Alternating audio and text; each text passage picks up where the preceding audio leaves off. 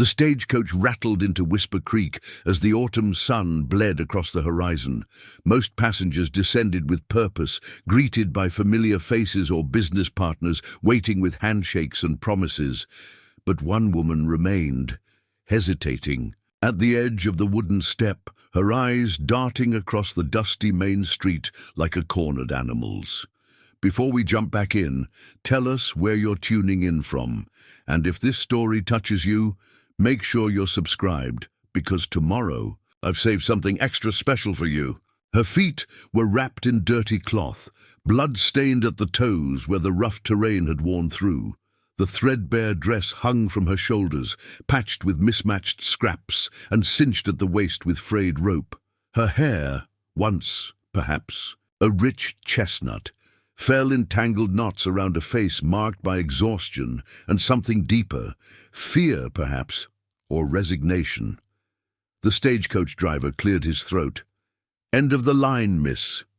His voice wasn't unkind, just matter-of-fact. When she didn't respond, he frowned. "Miss, you got someone meeting you?" She shook her head once, almost imperceptibly. Her throat worked, but no sound emerged. The driver's expression softened momentarily before hardening into something more. "Guarded? Well, can't stay here all night. There's a boarding house down the way."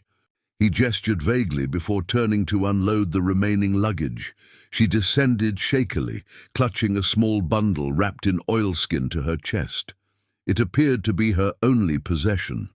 The bundle rose and fell with each breath, as though it contained something living. But it was merely her heart, pounding against her ribs like a caged bird. Whisper Creek wasn't much of a town, a single street lined with false-fronted buildings, most of them weathered to the same bleached grey as the surrounding landscape. A saloon, a general store, a blacksmith, and the aforementioned boarding house made up the entirety of its commercial offerings. Beyond them stretched vast plains broken only by the jagged line of distant mountains. The woman took a tentative step forward, then another. Each footfall sent pain shooting up her legs. Several passers-by moved around her, some with curious glances, others deliberately avoiding her gaze. A child pointed, only to have his hand slapped down by his mother. "Don't stare at vagrants," the woman hissed, loud enough to be heard. At the boarding house, a stern-faced woman opened the door, took one look at the newcomer, and pressed her lips into a thin line. "We require payment in advance," she announced without preamble. The silent woman opened her bundle slightly, revealing nothing of value, just a folded piece of paper, a small pocket knife with a cracked handle, and what appeared to be a child's wooden toy worn smooth from handling. "No money, no room," the boarding house keeper declared, closing the door firmly. Night fell quickly in Whisper Creek. The woman found herself huddled behind the livery stable, where the overflow of hay provided some cushion against the hard-packed earth. The bundle remained clutched to her chest, her only shield against the encroaching cold. She did not sleep. The sounds of the small town settling into evening, raucous laughter from the saloon, the occasional whinny of horses, men's voices rising and falling in argument or jest, kept her alert, muscles tensed and ready to flee. When footsteps approached, her hand moved instinctively to the pocket knife hidden in her bundle. 3 men rounded the corner, their shadows stretching long in the moonlight. The stink of whiskey preceded them. "Well, what do we have here?" The tallest one slurred, nudging his companion. "Looks like someone's lost her way." "Might be worth something to someone," the second man suggested, his voice dropping to something ugly and familiar. The third man simply laughed, the sound as dry as dead leaves. They moved closer. The woman pressed herself against the stable wall, fingers closing around the knife handle.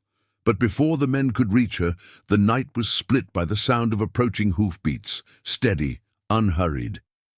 The men paused, turning toward the sound. A lone rider emerged from the darkness, his silhouette stark against the moonlit street. He rode a massive black stallion that seemed more shadow than flesh, its breath clouding in the cool night air. The rider himself was tall, broad-shouldered, his face obscured by the brim of his hat. "Evening, gentlemen," he said, his voice deceptively soft. "Fine night for a walk." The tallest man squinted. "This ain't your business, Tucker." At the name, a ripple of recognition passed through the other men. One muttered something under his breath, taking a step back. Ethan Tucker.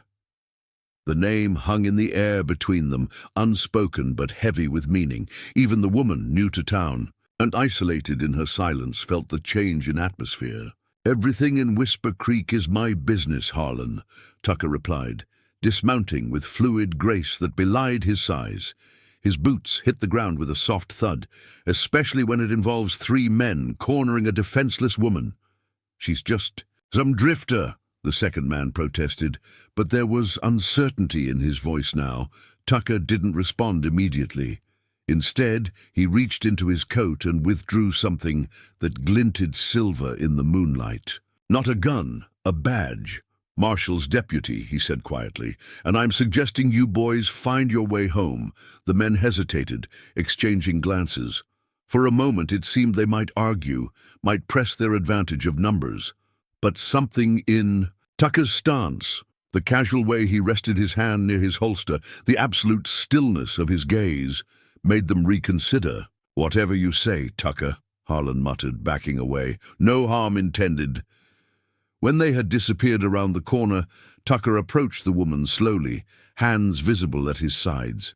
She remained pressed against the wall, knife still clutched. In her trembling fingers, "They won't bother you again tonight," he said, stopping several feet away. His voice was low, neutral. "But this isn't a safe place for anyone, especially not someone alone." She didn't respond. Couldn't. The words seemed trapped somewhere deep in her chest, buried beneath layers of fear and exhaustion. Tucker studied her for a long moment, taking in the makeshift bandages on her feet, the state of her clothes, the hollow look in her eyes. Something in his expression shifted, almost imperceptibly. "There's a place," he said finally. "About 3 miles outside town. Old hunting cabin. No one uses it this time of year." He reached into his saddlebag and withdrew a small parcel wrapped in paper. "Food," he explained, setting it on the ground between them. "And this." He added a small key beside the package. "Cabin's unlocked, but there's a trunk inside with some supplies, blankets, maybe clothes." He straightened, adjusting his hat. "No one will bother you there." With that, he returned to his horse, mounting in one fluid motion. He looked down at her once more, his face shadowed. "The creek runs behind the cabin, water's clean." Then he was gone, hoofbeats fading into the night. The woman remained frozen, staring at the spot where he had stood. After several minutes, she crawled forward and snatched up the package and key, retreating back to her corner. Inside the paper was bread, still warm, and strips of dried meat.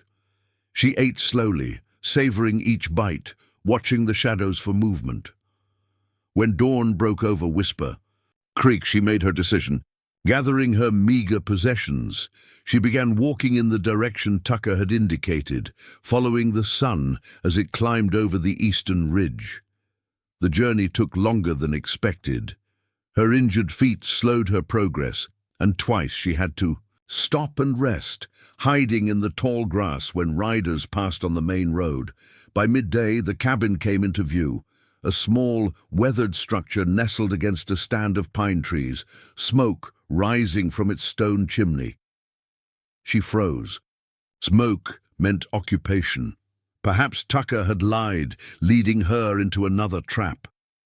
She crouched in the grass, watching for movement, for some sign of the cabin's inhabitants. None came. After an hour of observation, she crept closer, circling the structure from a distance. No horses were tethered outside, no voices emerged from within. Finally, gathering her courage, she approached the door. It swung open at her touch, revealing a single room furnished simply but adequately. A wood stove, in one corner, still radiated heat, explaining the smoke. A narrow bed against the far wall was neatly made with faded quilts. A rough wooden table with 2 chairs stood in the center, and shelves lined the walls, stocked with provisions: flour, coffee beans, canned goods. In the corner stood a trunk, secured with a padlock. The key Tucker had given her fit perfectly. Inside, as promised, were blankets, a woman's clothing, simple but clean and intact, and a pair of boots, worn but serviceable. She closed the trunk and stood in the center of the cabin, overwhelmed by the sudden good fortune. Suspicion nagged at her. Nothing came without a price. She knew this better than most. After checking that the door could be barred from within, she allowed herself to explore further. The cabin was sparse but sturdy, the roof sound, the windows intact. Behind it, as Tucker had said, a creek bubbled over smooth stones, the water clear and cold. Wild apple trees grew nearby, their branches heavy with small, tart fruit. She bathed in the creek, scrubbing months of grime from her skin, wincing as the cold water found cuts and bruises she'd forgotten were there. The clothes from the trunk fit poorly, too large in the shoulders, too long in the legs, but they were clean without tears or bloodstains. The boots required stuffing with rags to keep them from sliding off her feet, but they protected her injuries from further harm. That night, she slept in a real bed for the first time in longer than she could remember. Despite her intentions to remain vigilant, exhaustion claimed her almost immediately, pulling her into dreamless depths. The sound of hoofbeats woke her. Before dawn, she bolted upright, heart pounding, and scrambled to the window. Through the grey half-light, she could make out a now familiar silhouette. Tucker dismounting, leading his horse to a small lean-to beside the cabin. He didn't approach the door, didn't call out. Instead, he tended to his horse, then walked to the creek and knelt beside it, splashing water on his face. In the growing light, she could see him clearly for the first time. He was younger than she'd expected, perhaps 30, with a face that might have been handsome once, before life carved hard lines around his mouth and eyes. A scar ran from his right temple to his jaw, disappearing into a short, dark beard flecked with grey. His movements were measured, deliberate, like a man who had learned to exist in the smallest space possible. When he returned to his horse, she noticed he carried something, a burlap sack that he hung from a hook outside the lean-to. Then, without a glance toward the cabin, he mounted and rode away. Curiosity drew her outside, once the sound of hoofbeats had faded. The sack contained rabbit, freshly killed and dressed, ready for cooking. Beneath it, a smaller package held coffee, beans and a twist of paper containing salt. For 3 days, the pattern continued. She neither saw nor heard Tucker during daylight hours, but each dawn brought evidence of his passing, food, firewood, once a book with half its pages missing. He never approached the cabin door, never demanded entry or acknowledgement. On the 4th night, she waited, watching through the window as the moon rose over the pines. Just after midnight, the familiar sound of hoofbeats broke the silence.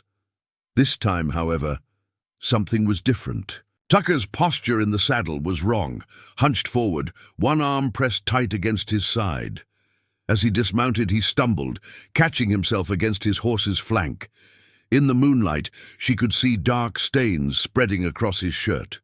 Without conscious decision, she found herself at the cabin door, pushing it open. Tucker's head snapped up at the sound, his hand moving instinctively toward his gun before recognition flickered in his eyes. Blood dripped steadily from between the fingers pressed to his side. His face was pale beneath the weathered tan, his breathing shallow. "Don't mind me," he said, the words tight with pain. "Just need to rest a moment before heading back to town." She stepped fully into the moonlight, allowing him to see her clearly. Then, deliberately, she gestured toward the cabin. Tucker's eyes narrowed. "Not necessary. I'll be fine." She gestured again, more insistently, then pointed to his bloody side. "A ghost of a smile touched his lips. "Stubborn," he muttered. "Remind me of someone." After a moment's hesitation, he nodded, leading his horse to the lean-to before following her inside. The cabin, warm and lit by a single lamp, seemed to close. around his broad frame. He stood awkwardly just inside the door, reluctant to soil the clean space with his blood.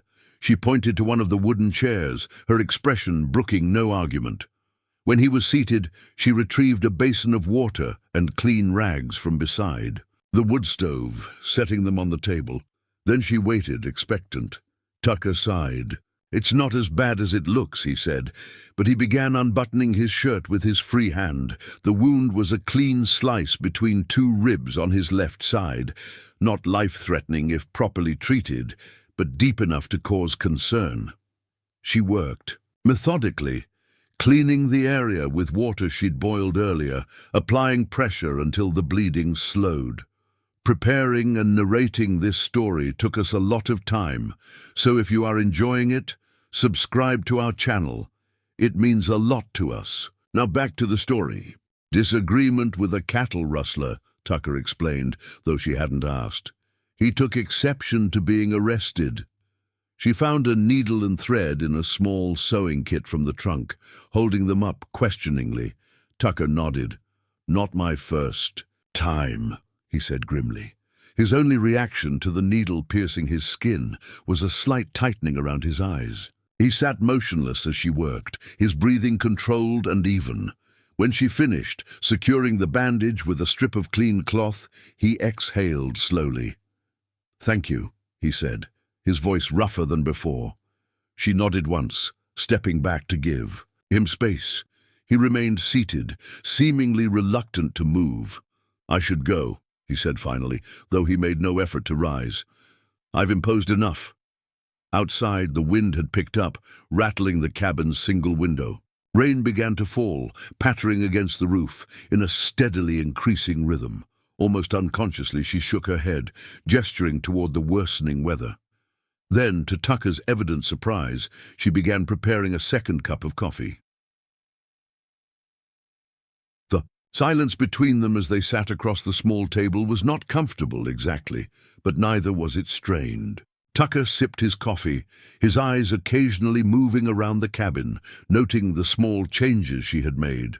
Wildflowers in a jar on the windowsill, a crude broom fashioned from pine branches leaning against the wall, the beginnings of a basket woven from creek reeds on the floor near the bed.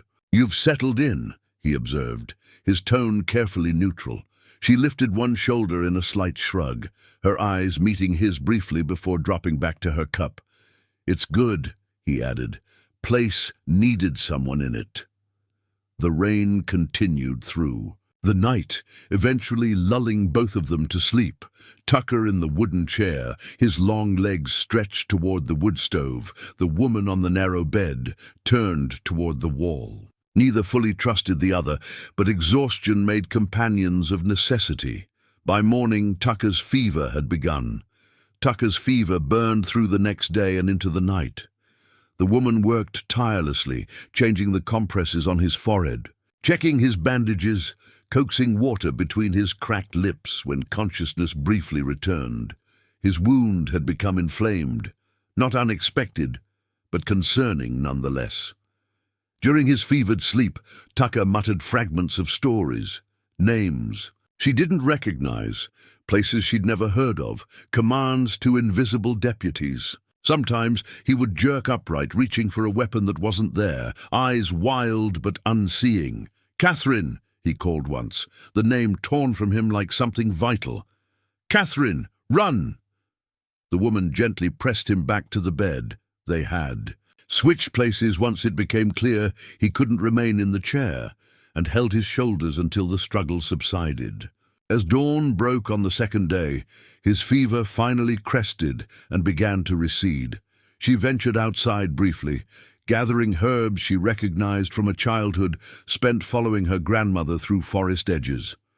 Yarrow for infection, willow bark for pain and fever, dried pine needles for a tea rich in strength-giving properties. She worked methodically, grinding the herbs between flat stones, boiling them into bitter brews that she spooned carefully into Tucker's mouth. By evening, he was lucid enough to sit up and take broth made from the remnants of the rabbit he'd brought days earlier. His eyes, bloodshot but clear, followed her movements around the cabin. "You know your plants," he observed, voice raspy from disuse. She nodded slightly, measuring another dose of willow bark tea. "Someone taught you," he continued. Not a question, but she nodded again anyway. "Thank you."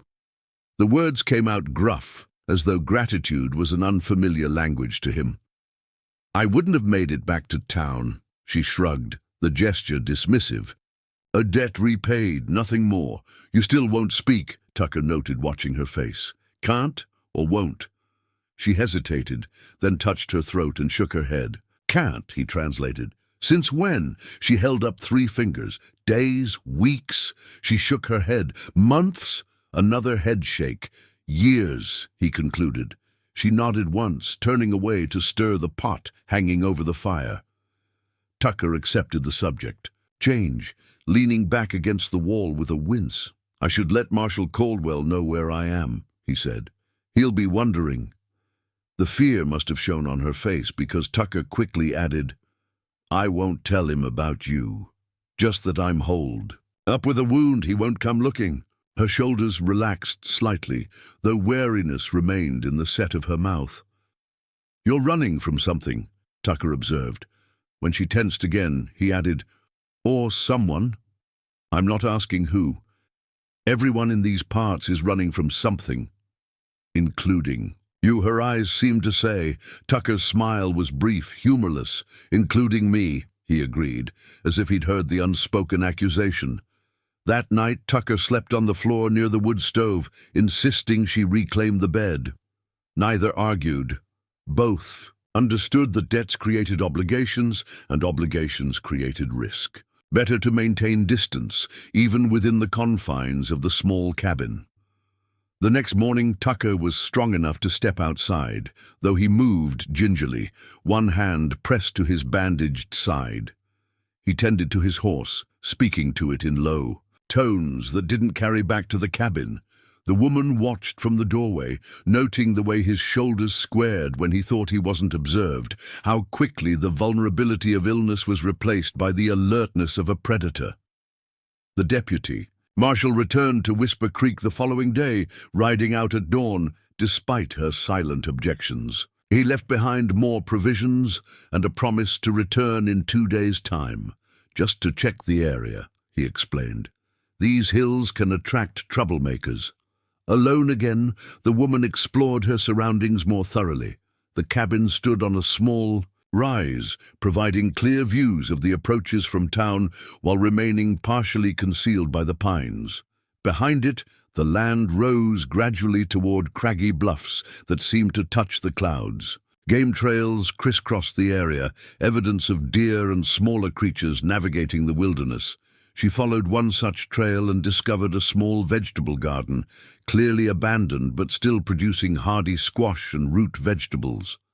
Someone had tended this place once, planted with care, hoped for continuity. She knelt in the soft earth and began pulling weeds, uncovering rows of carrots and beets hidden beneath the overgrowth. 2 days stretched to 3 with no sign of Tucker. She told herself it was better this way, less complicated, less dangerous. Yet she found herself watching the trail from town, listening for hoofbeats in the quiet hours before dawn. On the 4th day, she ventured farther into the woods behind the cabin, gathering early autumn berries and pine nuts for storage. A glint of sunlight on metal caught her eye, drawing her to a small clearing she hadn't noticed before. There, partially hidden by tall grass, stood a wooden cross. No name, no dates, just a solitary marker surrounded by wildflowers that seemed deliberately planted rather than naturally occurring. She knelt beside it, instinctively respectful of grief's territory. The ground before the cross was clear of debris, suggesting recent maintenance. She reached out, fingers brushing the weathered wood, and froze as a shadow fell across her. "My wife," Tucker said from behind her. "Catherine." She withdrew her hand, quickly, standing to face him with an apologetic expression. "It's all right," he said, though the tightness around his eyes suggested otherwise. "You weren't to know." He looked different today, cleaner, his beard trimmed, wearing a fresh shirt beneath his dusty coat. The tin star was pinned to his chest again, catching the sunlight as he moved. "I brought supplies," he said, turning back toward the cabin. "And news." The news, as it turned out, was troubling. Tucker waited until they were seated at the small table, coffee poured into mismatched cups, before speaking. "There's a man asking questions in town, well-dressed, Eastern accent, says he's looking for his daughter." Tucker watched her face carefully. "She ran off about 3 months back. Delicate condition, not right in the head." Her hands tightened, around her cup, knuckles whitening. "He's offering a reward," Tucker continued. $500. That's more money than most folks around here see in a year." She stood abruptly, moving to the window, her back to Tucker. Her shoulders rose and fell with rapid breaths. "I'm not turning you in," Tucker said quietly. "I'm warning you." She turned, her expression a mixture of disbelief and suspicion. "I don't know your story," he acknowledged. "Don't need to. But I've seen that look before. My wife had it when her father came looking for her after we eloped." He reached into his coat pocket and withdrew a folded paper, placing it on the table. "He's circulating these. Thought you should see." She approached cautiously, unfolding the paper with trembling fingers. The sketch was crude but recognizable. Her face, her eyes, though the hair was styled differently and the expression was wrong. Beneath it a name, Elizabeth Hargrove, and below that in smaller letters, mentally unsound, prone to delusions, escaped from Meadowbrook Sanatorium, maybe violent. Approach with caution. A sound escaped her then, not quite a laugh, not quite a sob, the first noise Tucker had heard her make. "Not true?" he asked. She shook her head vehemently, then made a slashing gesture across her throat. "He wants you dead," Tucker translated. She nodded, then mimed writing. Tucker produced a stub of pencil and the margin of a newspaper from his pocket. She wrote shakily, clearly unaccustomed to the task. "Not Elizabeth." "I figured as much," Tucker said. "Man like that, too polished, too practiced. He's got the mayor convinced, though, and folks are already looking for strangers." She wrote again, "Must go." "Not yet," Tucker countered. "He's got men watching the trails, the stage depot. Right now, your best bet is staying put. He doesn't know about this place." The uncertainty must have shown on her face because Tucker added, "I buried my wife up here because it's the one place no one comes, just me and now you." She considered this, then wrote, "Why help?" Tucker didn't answer immediately. He rose, moving to the small shelf where he'd placed the provisions he'd brought, coffee, flour, bullets for a rifle she hadn't known was in the cabin. "My wife," he said finally, his back to her. "Didn't talk either. Not couldn't. Wouldn't. For 2 years after she left her father's house. Not a word." He'd beaten the sound right out of her. He turned, his expression unreadable. One day she started speaking again, just like that. Said my name first, then told me everything her father had done, everything she'd seen him do to others. The woman watched him utterly still. Week later he found us, shot her before I could get to my gun. Tucker's voice had flattened, all emotion carefully excised. "I buried her here and went back to town. Next morning they found her father in his hotel room with his throat cut. Never did find who did it." He looked at her steadily. "That's why they call me a killer. That's why I wear this badge. Marshal Caldwell figured it'd be easier to keep an eye on me if I was working for him." She wrote again, "Did you kill him?" Tucker's smile was cold. "Officially, no. Nightmares say different." She nodded slowly, understanding. Not approval, not judgment, recognition. "Hargrove's staying at the hotel," Tucker continued. "Got 3 men with him. They're asking questions, showing that picture around. Sooner or later, someone will remember I rode out this way." She wrote rapidly, "I go tonight." "And head where?" Tucker challenged. "Next town's 40 miles, mountains. Beyond that, winter's coming early this year." She had no answer for that. Her shoulders slumped slightly. "Stay," Tucker said. "I'll handle Hargrove." Fear flashed across her face. She wrote again, "Dangerous. I'm the law in Whisper Creek," Tucker reminded her, touching the badge on his chest. "Far as anyone knows, I'm tracking rustlers in these hills. I'll make sure Hargrove and his men look elsewhere." After a moment's hesitation, she nodded once.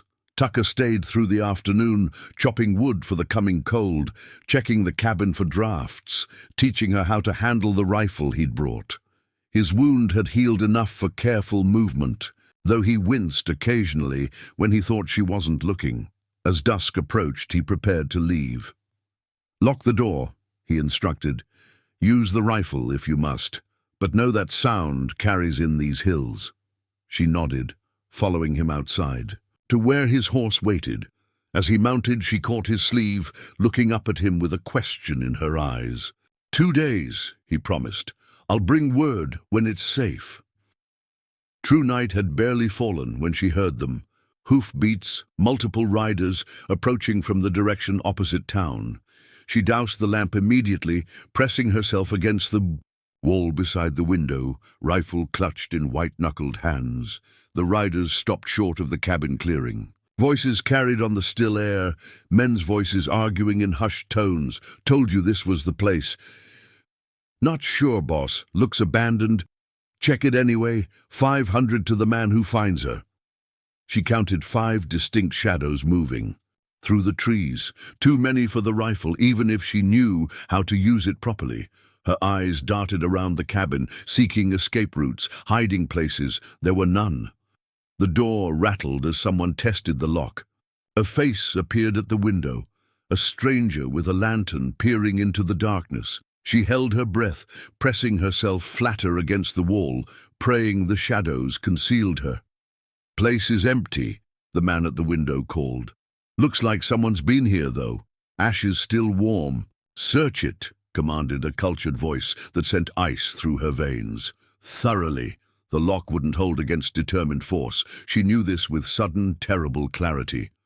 Her gaze fell on the trapdoor in the floor, a small cellar Tucker had shown her, hardly more than a root storage space dug into the earth. She moved silently, lifting it as the pounding on the door began. The cellar was cold, damp, and smelled of earth and potatoes. She pulled the door closed above her just as the cabin door splintered inward. Boots stomped across the floorboards overhead, voices calling to each other as they ransacked the small space. "Nothing here, Mr. Hargrove." "Someone's been living here recently." The cultured voice was closer now, directly overhead. "Look at the provisions, the extra cup." Something crashed, the table being overturned perhaps. She bit her lip to keep from gasping. "Could be that deputy marshal," another voice suggested. "He uses this place sometimes." "Then why the women's clothing?" Hargrove countered. "No, she's been here. Where would she hide?" Silence fell, broken only by the sound of footsteps moving methodically across the floor. She pressed herself into the corner of the cellar, clutching the knife Tucker had given her, along with the rifle. The trap door was cleverly made, its edges obscured by a braided rug. But if they looked closely enough, a floorboard creaked directly above her. The footsteps stopped. "Sir," called one of the men from outside. "Rider coming. Fast." The footsteps overhead moved toward the door. "Back to the trees," Hargrove ordered. "Quietly." Moments later, a new set of hoofbeats approached it, a gallop, skidding to a halt outside the cabin. Then Tucker's voice, sharp with tension. "Elizabeth, are you here? Your father's looking for you." Silence from the trees. "Miss Hargrove," Tucker continued, his voice carrying clearly. "I tracked you to Miller's Crossing but lost the trail. The stage leaves for California tomorrow morning." A rustle from the trees, then Hargrove's voice. "California?" Tucker affected surprise, drawing his gun. "Who's there? Show yourself." "Deputy Marshal Tucker." Hargrove stepped into the clearing, hands raised slightly. "I'm Edward Hargrove. I believe you're looking for my daughter." "Mr. Hargrove," Tucker acknowledged, holstering his weapon. "Didn't expect to find you out here. Nor are you." Hargrove replied. You mentioned California? Tucker nodded. Station master at Miller's Crossing said a woman matching your daughter's description bought passage on tomorrow's westbound stage. I was hoping to find her before she left. Miller's Crossing is 30 miles west, Hargrove said suspiciously. Yes, sir. I've been riding since noon. Stopped here to rest my horse before continuing. Tucker gestured to the cabin. Use this place. Sometimes when I'm on patrol. Hargrove studied the cabin, then Tucker. My men and I will ride to Miller's Crossing immediately. I'd be obliged if you'd accompany us, Deputy. Of course, Tucker agreed smoothly. Just let me fetch my canteen. From inside, he disappeared into the cabin, returning moments later with a filled canteen. If he noticed the overturned furniture, the signs of search, he gave no indication. Ready when you are, Mr. Hargrove, he said pleasantly. Hargrove hesitated, glancing once more at the cabin before signaling to his men. Let's ride. She remained, in the cellar long after the sound of hoofbeats had faded, heart hammering against her ribs. When she finally emerged, the cabin was in disarray. Blankets torn from the bed, provisions scattered across the floor, her few possessions dumped from their hiding places. On the overturned table lay Tucker's deputy marshal badge, deliberately placed, and beside it a note, Run. Dawn found her deep in the pine forest, moving north along a deer trail Tucker had once mentioned led to abandoned mining country. She carried little. A canvas sack containing hardtack and jerky, a canteen of water, the knife and Tucker's badge wrapped in a scrap of cloth. The rifle had proven too unwieldy for a journey on foot. Her new boots, though still too large, protected her feet from the rocky terrain. The clothes from the trunk kept the autumn chill at bay. Still, exhaustion and hunger gnawed at her with each step. She had travelled through the night, fearful of Hargrove doubling back once he discovered Tucker's deception.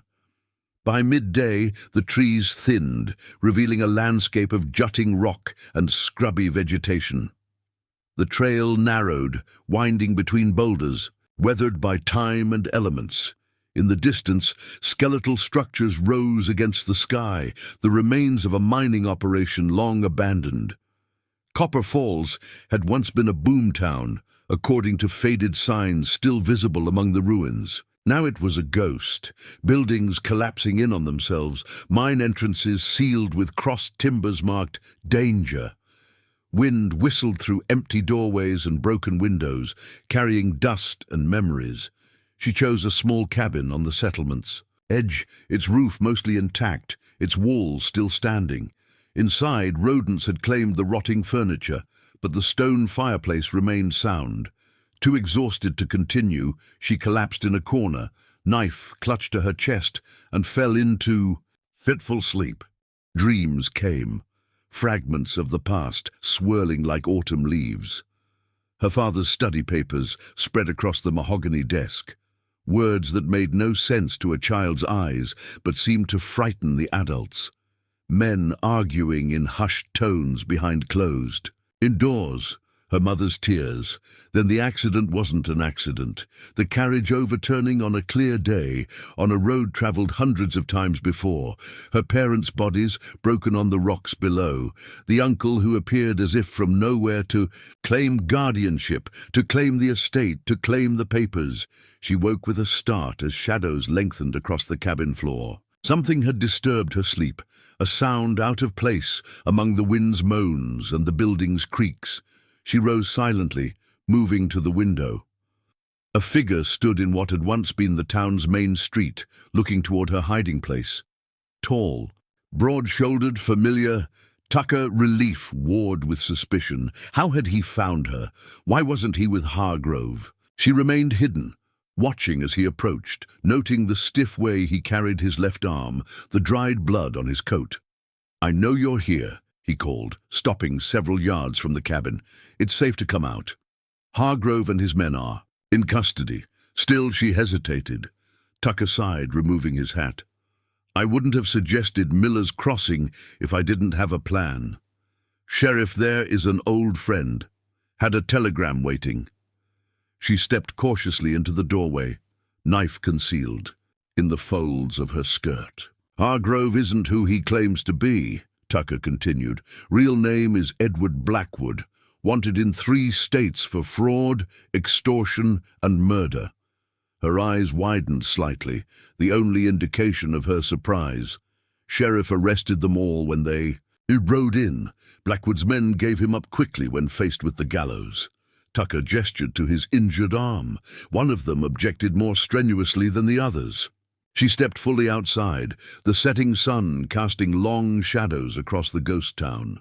Tucker looked haggard, his face drawn with pain and exhaustion. "You shouldn't have run," he said, a hint of reproach in his voice. She reached into her pocket and withdrew his badge, holding it out. "Keep it," Tucker said. "I've got another." She frowned, confused. "Marshal Caldwell's been wanting to send a deputy to establish order in Blackwater settlement." Tucker nodded toward the mountains to the north. "Growing too fast, too many prospectors, not enough law. Told him I'd consider it." Understanding dawned in her eyes. "Blackwater's 4 days' ride," Tucker continued. "Beyond Hargrove's, Blackwood's, reach. Fresh start for anyone wanting one." She studied his face, searching for deceit, for hidden motives. "I'm not asking you to come with me," Tucker clarified. "Just offering the information. Town needs a doctor, or someone who knows herbs and healing." He looked away, as if embarrassed by his own suggestion. "Thought you might be interested." Night was falling rapidly now, the temperature dropping with the sun. Wind cut through her clothes, reminding her how exposed they were among the ruins. "There's an old line shack about a mile from here," Tucker said. "More intact than these buildings. We can shelter there tonight, head out in whichever direction you choose tomorrow." She hesitated only briefly before nodding her agreement. The practicality of shelter and safety outweighed lingering doubts. The line shack proved to be little more than a hunter's blind. 3 walls, a partial roof, and a stone circle for safe fire building. Still, it provided protection from the wind and concealment from prying eyes. Tucker built a small fire while she sorted through her meager provisions, offering him jerky and hardtack, which he accepted with a nod of thanks. As the flames cast dancing shadows across their temporary refuge, Tucker spoke again, his voice low. "Against the night sounds. Those papers you wrote on. Your name isn't Elizabeth." She shook her head. "Don't need to know what it is," he added quickly. "Names aren't always useful things." She found herself studying his profile, the scar that bisected his cheek, the lines etched by weather and grief around his eyes. He wasn't a handsome man, not in the conventional sense her upbringing had taught her to value. But there was something compelling in his stillness, in the economy of his movements, in the way he occupied space without apology. "You're staring," he observed without looking at her. She glanced away, momentarily embarrassed. "It's the scar," Tucker said matter-of-factly. "Everyone stares eventually." She shook her head, then mimed writing again. Tucker produced a stub of pencil and a crumpled wanted poster from his coat pocket, blank on the reverse. She wrote carefully, "Not the scar." Tucker read her words. A flicker of something. Surprise. Discomfort, crossing his face before he masked it. "Get some sleep," he said, changing the subject. "I'll take my first watch." She didn't argue, curling up near the fire with her back to the most intact wall. Exhaustion pulled at her limbs, dragging her toward unconsciousness, despite her intentions to remain alert. The last thing she remembered was Tucker adding wood to the fire, his movements deft and silent.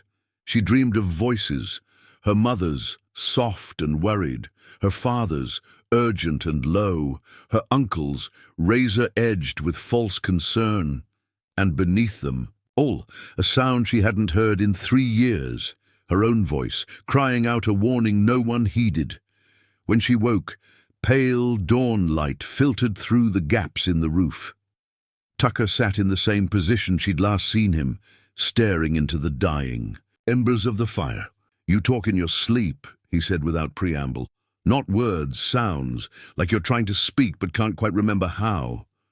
She sat up, rubbing sleep from her eyes, unsure how to respond to this observation. Reminded me of Catherine. Tucker continued, after particularly bad nights. He rose, stretching muscles stiff from the night's vigil. We should move soon. Blackwood's remaining men might be looking once they realize their boss isn't coming back. She nodded, gathering her few possessions. The mention of Catherine lingered between them, an invitation to questions she had no way of asking, answers he might not be willing to give. As if reading her thoughts, Tucker said, "I met her in St. Louis. She was working in her father's store, fancy goods, imported things for rich folks' houses. I was nobody, just a farmer's son delivering flour. She smiled at me over the counter." He paused, lost in memory. That was it, just a smile. But I kept finding reasons to make deliveries to that store. He checked his horse's saddle, adjusting straps with practiced hands. Her father had other plans for her, wealthy businessman twice her age. When she refused, he beat her so badly she lost hearing in one ear. That's when she stopped speaking. The woman moved closer, her expression encouraging him to continue. "I had nothing to offer except a way out," Tucker said. "We left that night, married in the next county, headed west." His voice softened. "She didn't speak for 2 years, not one word. Then one morning over breakfast she just said my name, like she'd been saying it all along." His eyes met hers, something unspoken passing between them. "Sometimes silence is safer than words. I understand that." They traveled north, following game trails that wound through increasingly mountainous terrain. Tucker let her ride while he walked beside, leading the horse. When they stopped to rest, he showed her how to identify landmarks, how to find water in seemingly dry creek beds, how to estimate distances in the clear mountain air. By mid-afternoon, they'd climbed high enough to see vast stretches of territory spread below them, rolling hills giving way to plains that stretched to the horizon. Tucker pointed northeast. "Black waters that way, 3, maybe 4 more days." He glanced at her. "Still haven't asked if that's where you want to go." She considered the question, looking out over the landscape. Freedom lay in every direction, yet nowhere seemed particularly safe or welcoming. She had no destination in mind when she fled, only escape. Now, faced with choices, she found herself uncertain. Tucker didn't press for an answer. Instead, he continued their journey, finding a sheltered hollow as dusk approached. This time, he allowed her to take first watch while he slept, a gesture of trust that wasn't lost on her. Sitting beside the small fire, rifle across her knees as he had shown her, she found herself watching him sleep.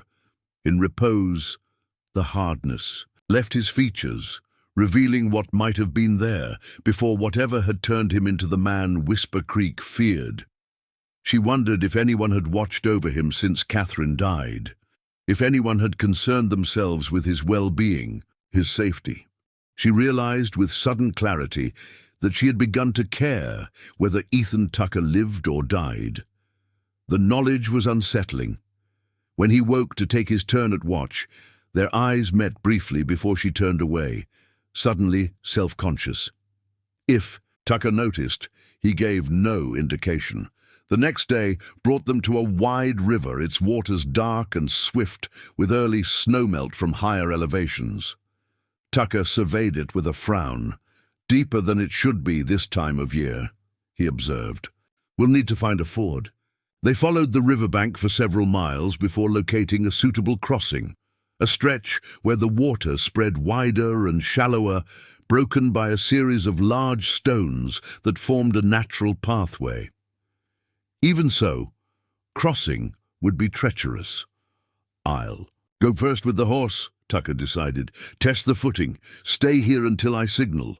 She watched anxiously as he guided his mount into the rushing water. The horse balked initially, then stepped carefully forward as Tucker murmured encouragement. They were halfway across when the animal suddenly lost its footing, slipping on moss-covered stone. Tucker was thrown sideways into the current as the horse scrambled for purchase. Without hesitation, she plunged into the water, fighting the current that threatened to sweep her downstream. Tucker surfaced briefly, struggling against the weight of his waterlogged coat. She reached him just as he went under again, her fingers closing around his collar, pulling with strength born of desperation. Together they fought their way to a boulder midstream, clinging to its rough surface as the river roared around them. Tucker's face was pale, blood seeping from a gash above his eye where he'd struck rock. The horse had made it to the far bank and stood shaking, reins dangling. "Go!"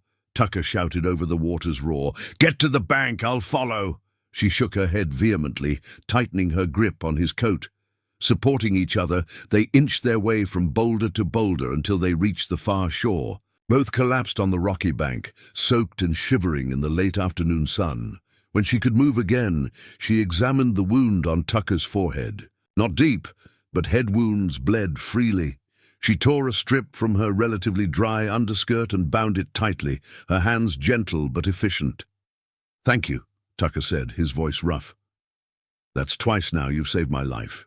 She shrugged, the gesture dismissive. A debt repaid. They were even now. They made camp early, building a larger fire than usual to dry their clothes and warm their chilled bodies. Tucker caught fish from the river while she gathered edible plants to supplement their dwindling provisions. They ate, in companionable silence as darkness fell. "Never was much good at swimming," Tucker admitted as they stared into the flames.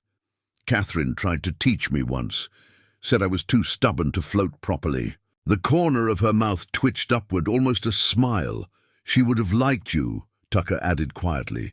"You have the same strength." The compliment warmed her more than the fire. She ducked her head, unused to praise, especially from this taciturn man who measured words as carefully as bullets. Tucker cleared his throat. "We should reach Blackwater the day after tomorrow, assuming no more river-crossing surprises." She nodded, then wrote in the dirt beside the fire. "What there?" "Small settlement. Mostly miners, some farmers, growing fast since they found silver in the hills last spring. Too fast for comfort." Tucker poked at the fire with a stick. "No proper law yet. Sheriff's been asking for help from the territorial capital, but they're stretched thin. Marshal Caldwell suggested I consider the position." She wrote again. "You take it." Tucker shrugged. "Depends." "On what?" she wrote. He didn't answer immediately, staring into the fire as if it contained futures he could read. Finally, he said, "On whether I'd be going alone." The implication hung between them, unspoken but clear. Tucker wasn't just offering information about Blackwater. He was offering a shared destination, perhaps more. She studied his face in the firelight, looking for signs of pity, of charity, of the kind of obligation that would eventually breed resentment. Found none. After a long moment she wrote, "Why me?" Tucker's laugh was quiet, rusty with disuse. "Damned if I know. Just know I sleep better when you're nearby. Talk more too, apparently." She smiled then, a real smile that reached her eyes. "Don't have to decide tonight," Tucker added, suddenly gruff. "Just something to consider." That night they slept closer to the fire and to each other, the shared ordeal in the river having reduced the careful distance they'd maintained. When she woke from another nightmare, sounds caught in her throat. Tucker's hand found hers in the darkness. He didn't speak, didn't offer empty reassurances, just the solid pressure of fingers around hers until the terror receded and sleep returned. Morning brought clearer skies and a decision. As they prepared to continue their journey, she touched Tucker's arm, drawing his attention. In the soft earth near the fire's ashes, she had written a single word. "Together." Tucker read it, his expression unchanging save for a slight softening. Around his eyes, he nodded once, erasing the word with the toe of his boot before anyone else could see it. They rowed double that day, her arms wrapped around his waist for balance, her cheek occasionally resting against his back when exhaustion overtook her. The horse, accustomed to carrying only one rider, protested initially, but settled into a steady pace. Neither spoke of what lay ahead in Blackwater, of what together might mean in practice, of the challenges two damaged people might face in building something from the wreckage of their pasts. Such conversations required words, and words had always failed them both. Instead, they moved forward step by step, mile by mile, toward a future neither had imagined possible. That night, as they made camp in the shelter of a rocky overhang, Tucker finally asked the question that had lingered since they met. "Your voice," he said quietly. "What happened?" She stared into the fire for a long moment, then reached for his hand. Slowly, deliberately, she guided his fingers to her throat, where a thin, puckered scar lay hidden beneath the high collar of her dress. Tucker's expression remained unchanged. As his fingers traced the scar, a thin, precise line that spoke of deliberate cruelty rather than accident. He withdrew his hand slowly, his eyes meeting hers in the firelight. "Who?" he asked, his voice barely audible over the crackling flames. She reached for a stick and wrote in the dirt, "Uncle." Tucker nodded once as if confirming a suspicion. "The same man Blackwood works for. Yes, does he have a name?" "Your uncle." She hesitated, then wrote, "Judge Samuel Porter." Tucker's brow furrowed. "Porter from Chicago?" Her eyes widened in surprise. She nodded. "His name's come across my desk. Territorial governor corresponds with him." Tucker's jaw tightened. "Powerful man." She wrote again, letters shaky but determined. "Dangerous man." "What did you see?" Tucker asked. "What did he do that was worth silencing you for?" Her face paled. She stared into the fire for a long moment, then shook her head vehemently, throwing the stick into the flames. Tucker didn't press. Instead, he moved to his saddlebag and produced a small flask. "Not much," he said, offering it to her. "But it might help," she accepted, taking a small sip of whiskey that burned down her throat. When she returned the flask, their fingers brushed. Neither acknowledged the contact, but neither pulled away immediately either. "Get some sleep," Tucker said finally. "I'll take my first watch." But sleep eluded her. She lay with her back to the fire, eyes open in the darkness, memories crowding. Too close for comfort. Her uncle's study, the ledgers she wasn't supposed to see, names and numbers that made no sense until she overheard the conversation with the man from Washington. Judicial appointments are expensive endeavors. Certain favors expected in return. Unfortunate if these arrangements became public. Her parents had discovered the same information, had confronted him, had died on an unsafe road that her uncle had insisted they take. She had known, even at 15, what had happened. What would happen to her if she spoke? For 3 years, she had lived as his ward, a silent witness to his corruption, watched by servants who reported her every move, until the night he brought home an associate, an older man with cold eyes, who studied her too intently over dinner. "My goddaughter has reached an age where marriage must be considered," her uncle had announced. "Mr. Blackwood has expressed interest."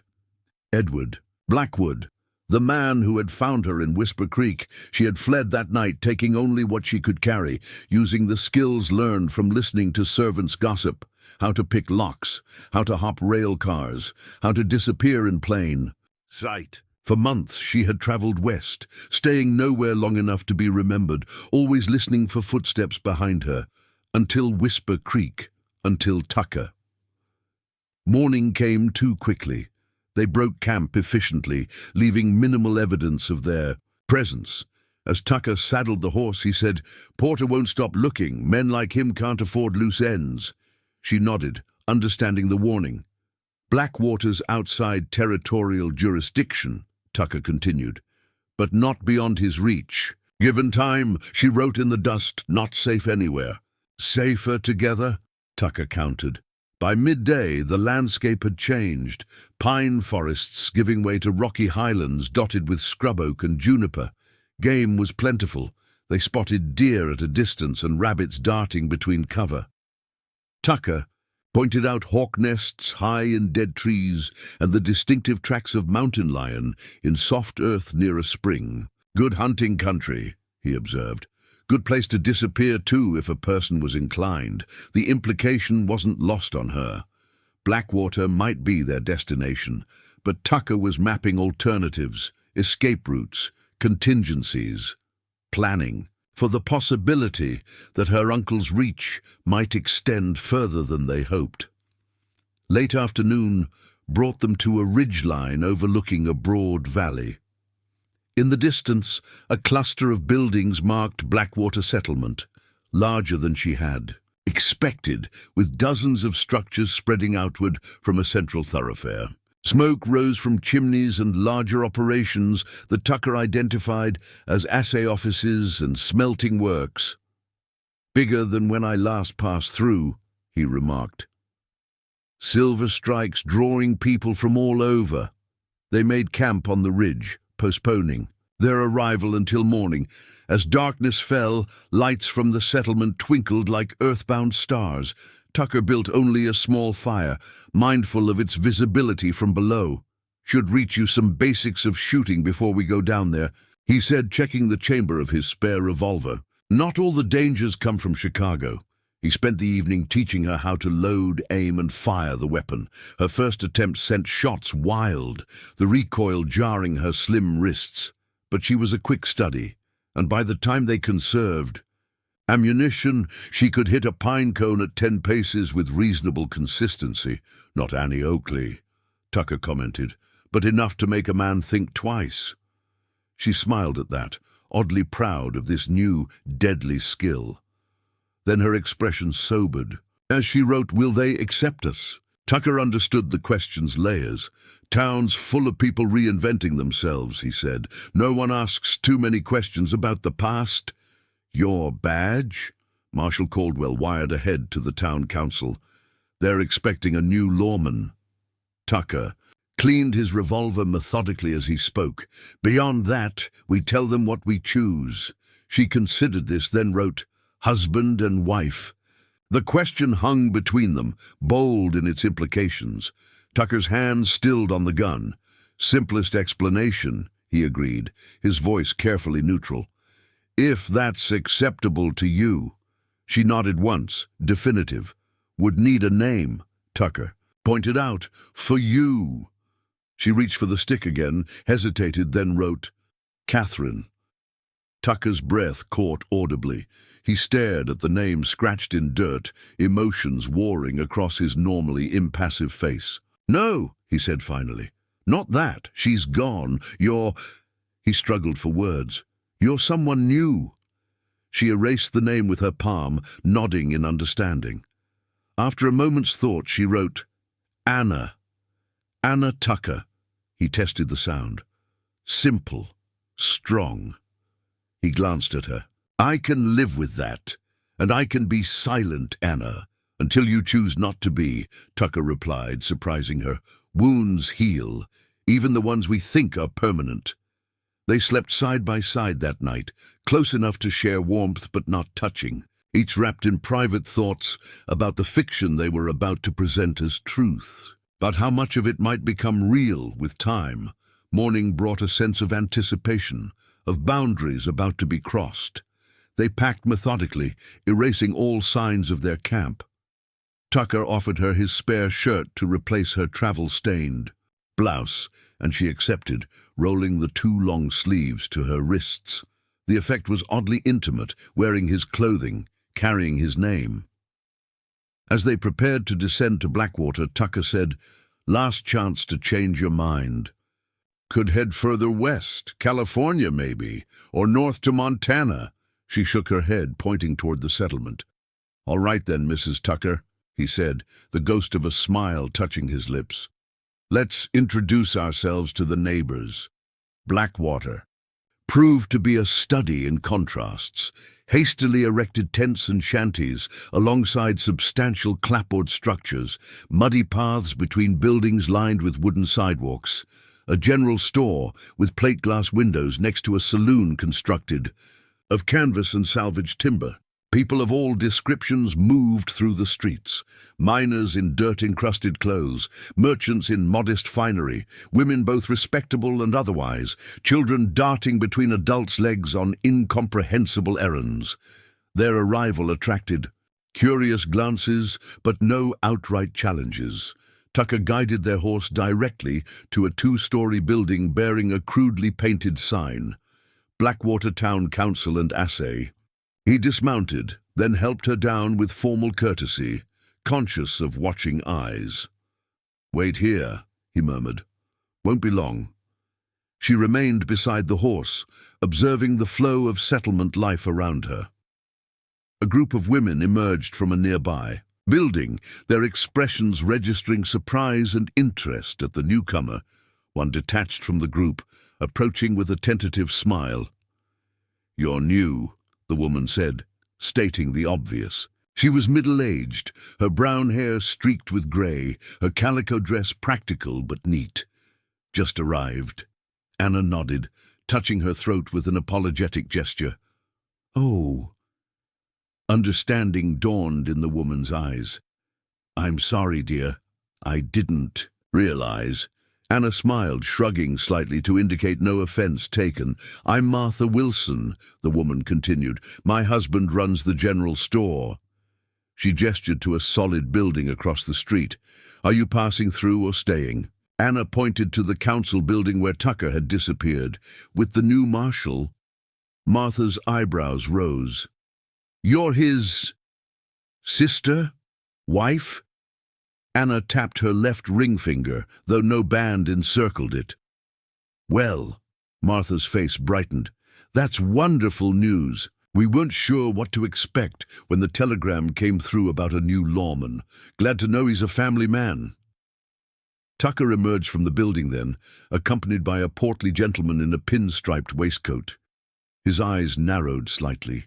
At the scene before him, his supposed wife, in conversation with a local, Deputy Marshal Tucker, the portly man announced, extending his hand. "I'm Harold Finch, head of the town council.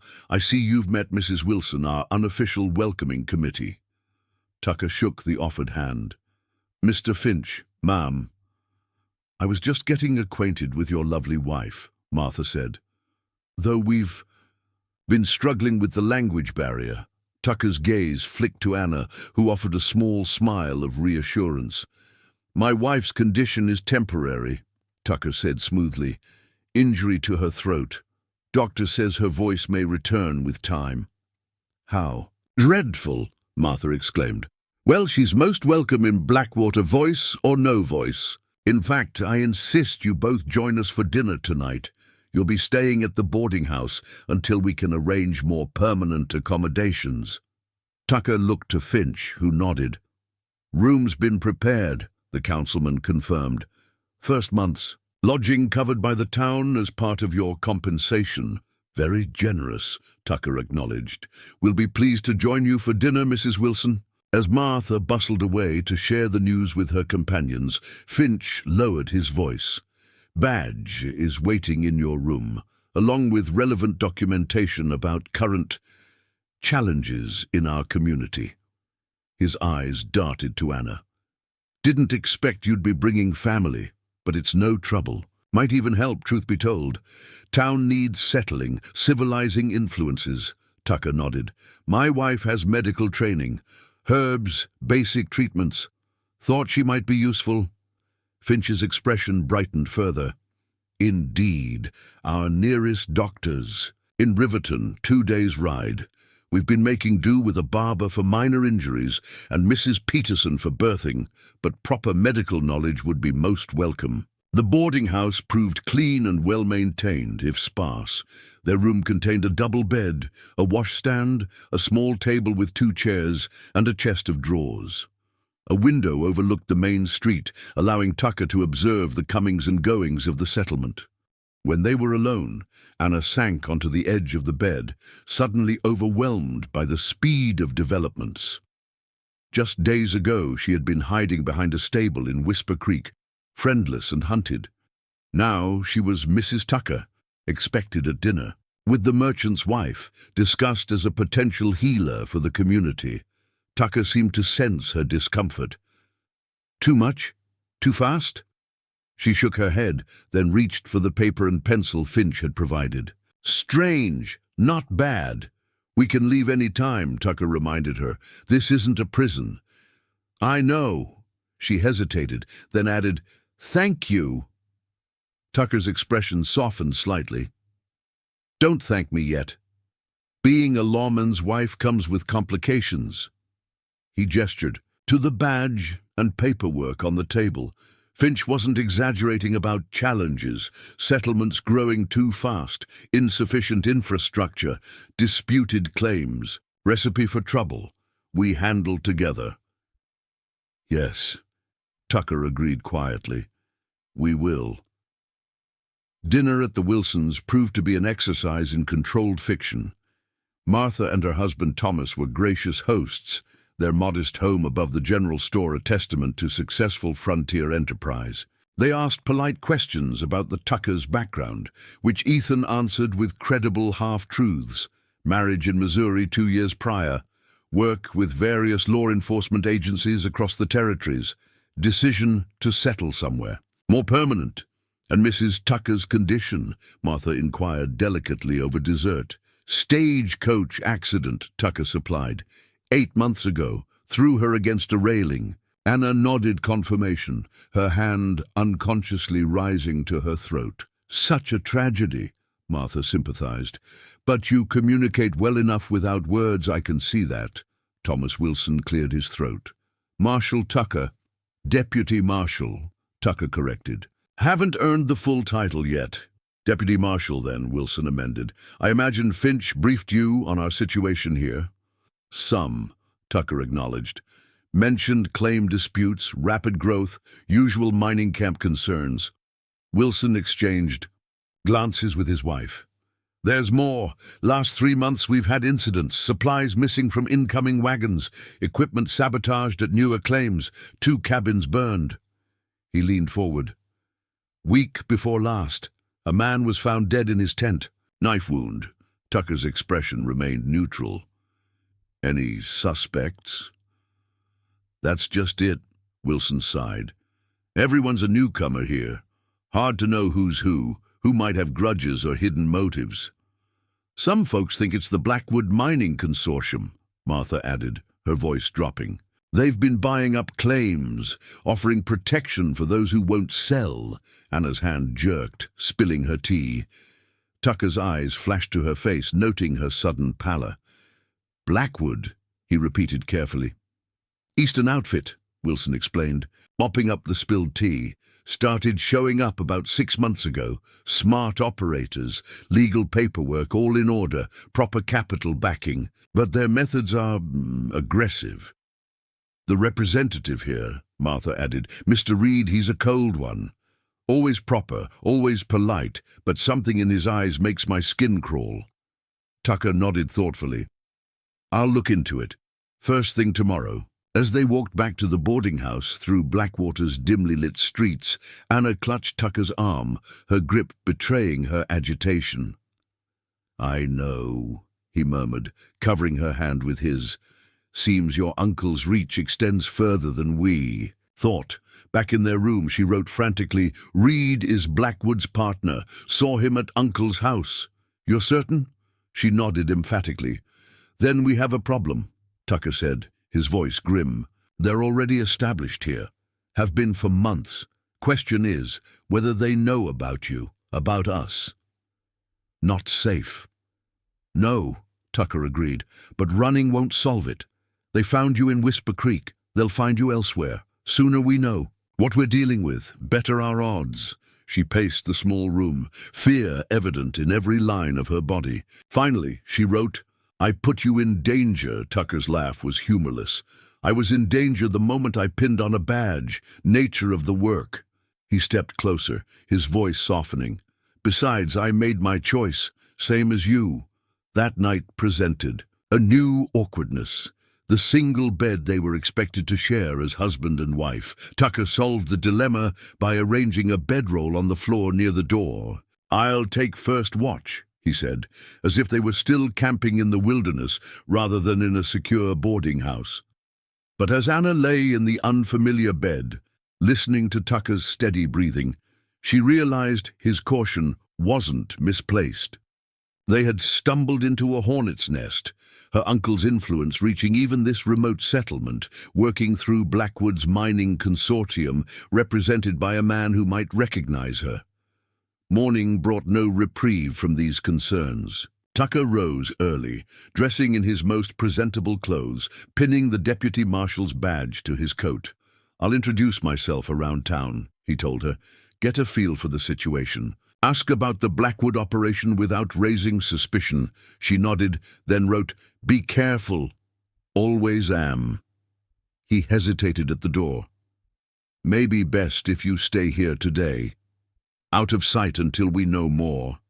But isolation proved impossible in a small community starved for new faces, particularly female ones. Shortly after Tucker's departure, Martha Wilson arrived with another woman in tow.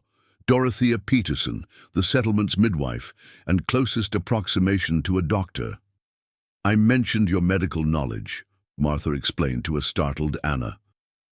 Mrs. Peterson was most interested in comparing notes. Dorothea proved to be a no-nonsense woman in her 50s, her grey hair pulled back in a severe bun, her hands work-roughened but clean. "Martha says you know herbs," she said without preamble. "We're short on proper medicines here. Anything you can identify locally would be a blessing." Unable to refuse without appearing suspicious, Anna found herself escorted to Mrs. Peterson's cabin at the settlement's edge. There, she was shown a modest collection of medicinal supplies: laudanum, camphor, quinine, and basic surgical tools. "Do what I can with what I have," Dorothea explained. "Delivered 16 babies since the settlement started, saved 12, set bones, stitched wounds, treated fevers, but I'm not a trained physician." Anna examined everything carefully, then gestured toward the surrounding countryside with a questioning expression. "Local plants," Dorothea interpreted. "I've identified some: willow for pain, yarrow for wounds. But I'm from Ohio originally. These mountains have specimens I don't recognize." Anna wrote in the small notebook she now carried, "I can help. Grew up learning from grandmother." Dorothea's weathered face broke into a smile. "Then you're doubly welcome to Blackwater, Mrs. Tucker." The morning passed quickly as Anna sketched plants she recognized from their journey, noting their medicinal properties. Dorothea proved an eager student, adding her own observations and experiences. For the first time since arriving in Blackwater, Anna felt genuinely useful, her knowledge valued. They were so engrossed in their work that neither noticed the man observing them through the window, tall, immaculately dressed in city clothes, that seemed out of place in the frontier settlement, his cold eyes fixed on Anna's profile with disturbing intensity. Tucker spent his first official day in Blackwater, taking measure of the settlement and its inhabitants. He visited the assay office, the makeshift jail, little more than a reinforced storage shed, and the 3 saloons that served as the community's social hubs. Everywhere, he introduced himself simply as Deputy Marshal Tucker, letting townsfolk fill in their own assumptions about his background and qualifications. At the largest saloon, the Silver Strike, he lingered longer than necessary, nursing a single whiskey while observing the clientele. Mid-afternoon brought well-dressed men whose polished boots and unstained hands marked them as management rather than labor. They gathered at a corner table, speaking in low voices that didn't carry. "To the bar?" "Blackwood representatives," the bartender volunteered, following Tucker's gaze. "Come in most afternoons. Conduct business over drinks." "Which one's Reed?" Tucker asked casually. The bartender looked surprised. "You've heard of him already? Tall, fellow with the silver watch chain, Always dresses like he's heading to a Philadelphia banker's dinner. Tucker studied the man without appearing to stare. Early 40s, meticulously groomed, with the cold eyes of a predator assessing prey. Nothing in his appearance suggested connection to Blackwood or Judge Porter, but then, such men cultivated. Anonymity, when useful, seems to have influence, Tucker observed. More every day, the bartender agreed, wiping a glass. Started buying small claims 6 months back. Now they control nearly half the producing mines, offer fair prices, but folks who refuse tend to have accidents. Anyone report these accidents? The bartender snorted. To who? Until you showed up, closest law was 2 days' ride. Besides, nothing ever leads back to Blackwood. Just bad luck, according to Reed. Tucker finished his drink. Luck has a way of changing. As he turned to leave, one of the men at Reed's table glanced up, meeting Tucker's eyes briefly. Something, like recognition, flickered across the man's features before he looked away, leaning to whisper to Reed. Tucker maintained his unhurried pace out of the saloon, but inwardly alarm bells rang. The encounter confirmed what Anna had written. Her uncle's influence had indeed reached Blackwater, and now they knew Tucker was here. He spent the rest of the afternoon establishing what passed for an office in the back room of the council building, reviewing the sparse documentation left by previous lawmen who had briefly attempted to bring order to Blackwater. Most had departed within weeks, overwhelmed by the settlement's rapid growth and complex disputes.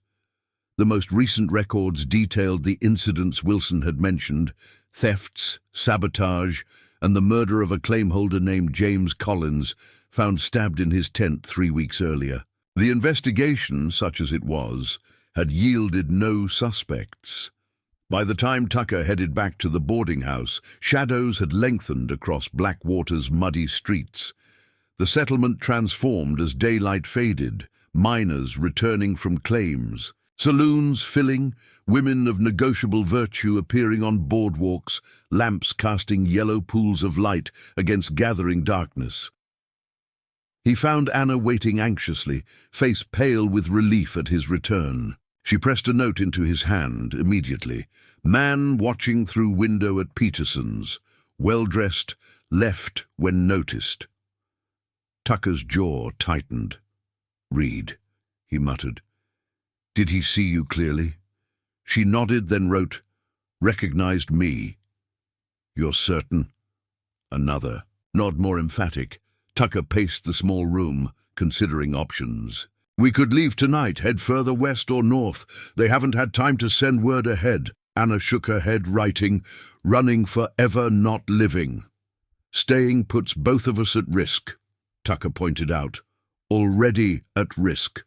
Better together.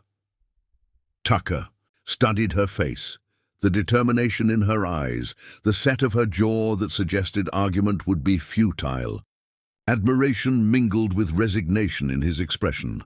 All right, he conceded, but we need a strategy. Reed will report back to your uncle. Question is how long before reinforcements arrive? Week by telegram, 2 to 3 by coach. Then we have a week at most to establish ourselves here firmly enough that moving against us won't be simple. Tucker removed his badge, turning it over in his hands thoughtfully. Law on our side, for what that's worth. And we've already made connections with respected townsfolk like the Wilsons. Anna nodded, then wrote, Dorothea Peterson invited me to help with medicines. Community needs healer. Good, Tucker approved. More people with reason to support us. Harder it is for us to disappear quietly. He paused, considering. I'll start investigating the Blackwood operation officially. Legitimate law enforcement interest given the suspicious incidents. Puts Reed on defense rather than offense. A knock at their door interrupted further discussion. Tucker motioned Anna to move away from the line of sight, drawing his revolver before calling, Who is it? Harold Finch, came the reply. Town council business deputy. Tucker holstered his weapon before opening the door. Finch stood in the hallway, Hat in hands, expression troubled. "Sorry to disturb your evening," the councilman began, "but there's been another incident. Thought you should know immediately." "What happened?" Tucker asked, stepping into the hall and partially closing the door behind him to shield Anna from the conversation. "Fire at the Thompson claim," Finch reported. "Started in the equipment shed, spread to the sleeping quarters. 2 men injured, 1 badly." "Blackwood made an offer on that claim recently," Tucker stated, rather than asked. Finch's eyebrows rose. "You've been busy today." "Yes, last week. Thompson refused, and now his operation's crippled." Tucker's expression hardened. "Convenient for some."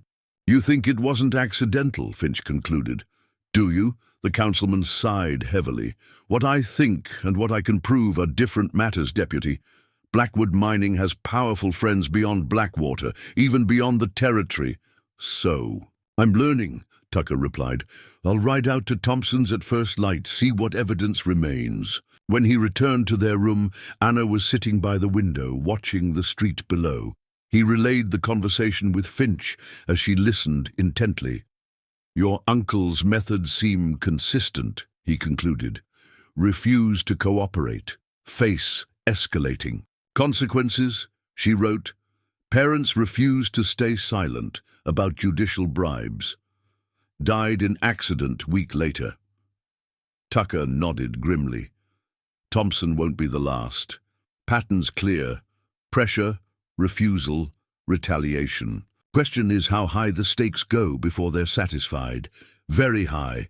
Uncle controls judge appointments in 3 states. Millions in bribes. That's what you saw. The evidence he silenced you for." She nodded, writing ledgers, correspondence, conversations. Too much to hide. Tucker exhaled slowly. "Information like that would not only end his career but land him in prison. No wonder he's determined to find you." Anna's face reflected the weight of knowledge that had cost her so much. Her family, her voice, her identity. She wrote, "Should have spoken sooner before he took my voice." "You were a child," Tucker reminded her, his voice gentler than she'd ever heard it. "Faced with a powerful man no one would challenge. You survived. That's what matters." Her eyes met his, seeking something, absolution perhaps, or understanding. Whatever she found there seemed to steady her. She nodded once, straightening her shoulders. "Get some rest," Tucker suggested. "Tomorrow will be busy." That night, they're sleeping. Arrangements shifted without discussion. Tucker still took the floor, but his bedroll moved closer to the bed, within arm's reach. Anna slept with her hand hanging over the edge, their fingers occasionally brushing in the darkness. Neither acknowledged this change, but both found their rest deeper for it. Morning broke clear and cold, promising the crisp autumn day. Tucker departed early for the Thompson claim, while Anna, after brief hesitation, accepted another invitation from Dorothea Peterson to collect medicinal plants on the settlement's outskirts. "No better time than autumn," the older woman explained, as they walked a well-worn path into the hills. Plants storing their strength for winter, maximum potency. Anna carried a basket and a small digging tool, alert to both useful herbs and potential danger.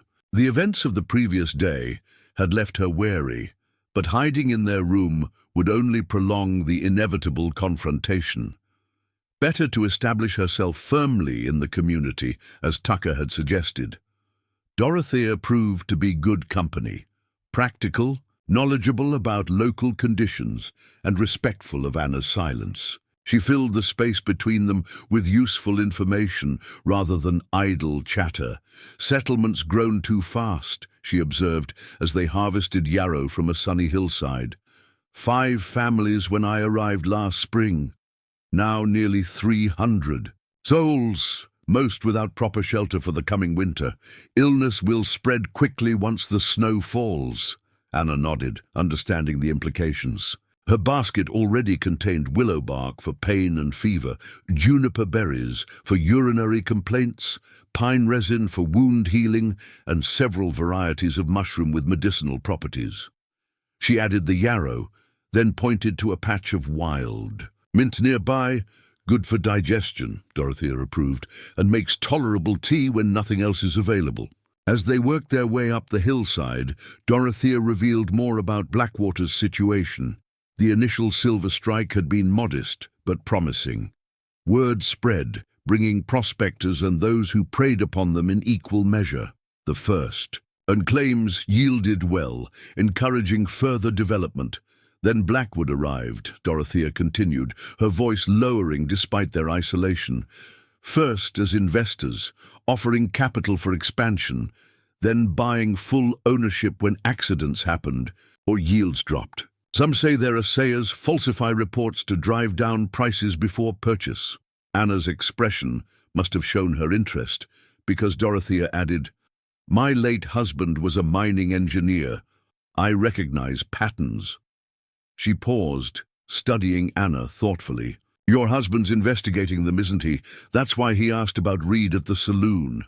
Anna hesitated, then nodded, no point denying what was already common knowledge. "Be careful," Dorothea advised. "Men disappeared asking those same questions. Before your husband arrived with his badge and authority, of course. The morning passed productively, their baskets filling with nature's remedies. By noon, they had worked their way to a ridge overlooking the Thompson claim.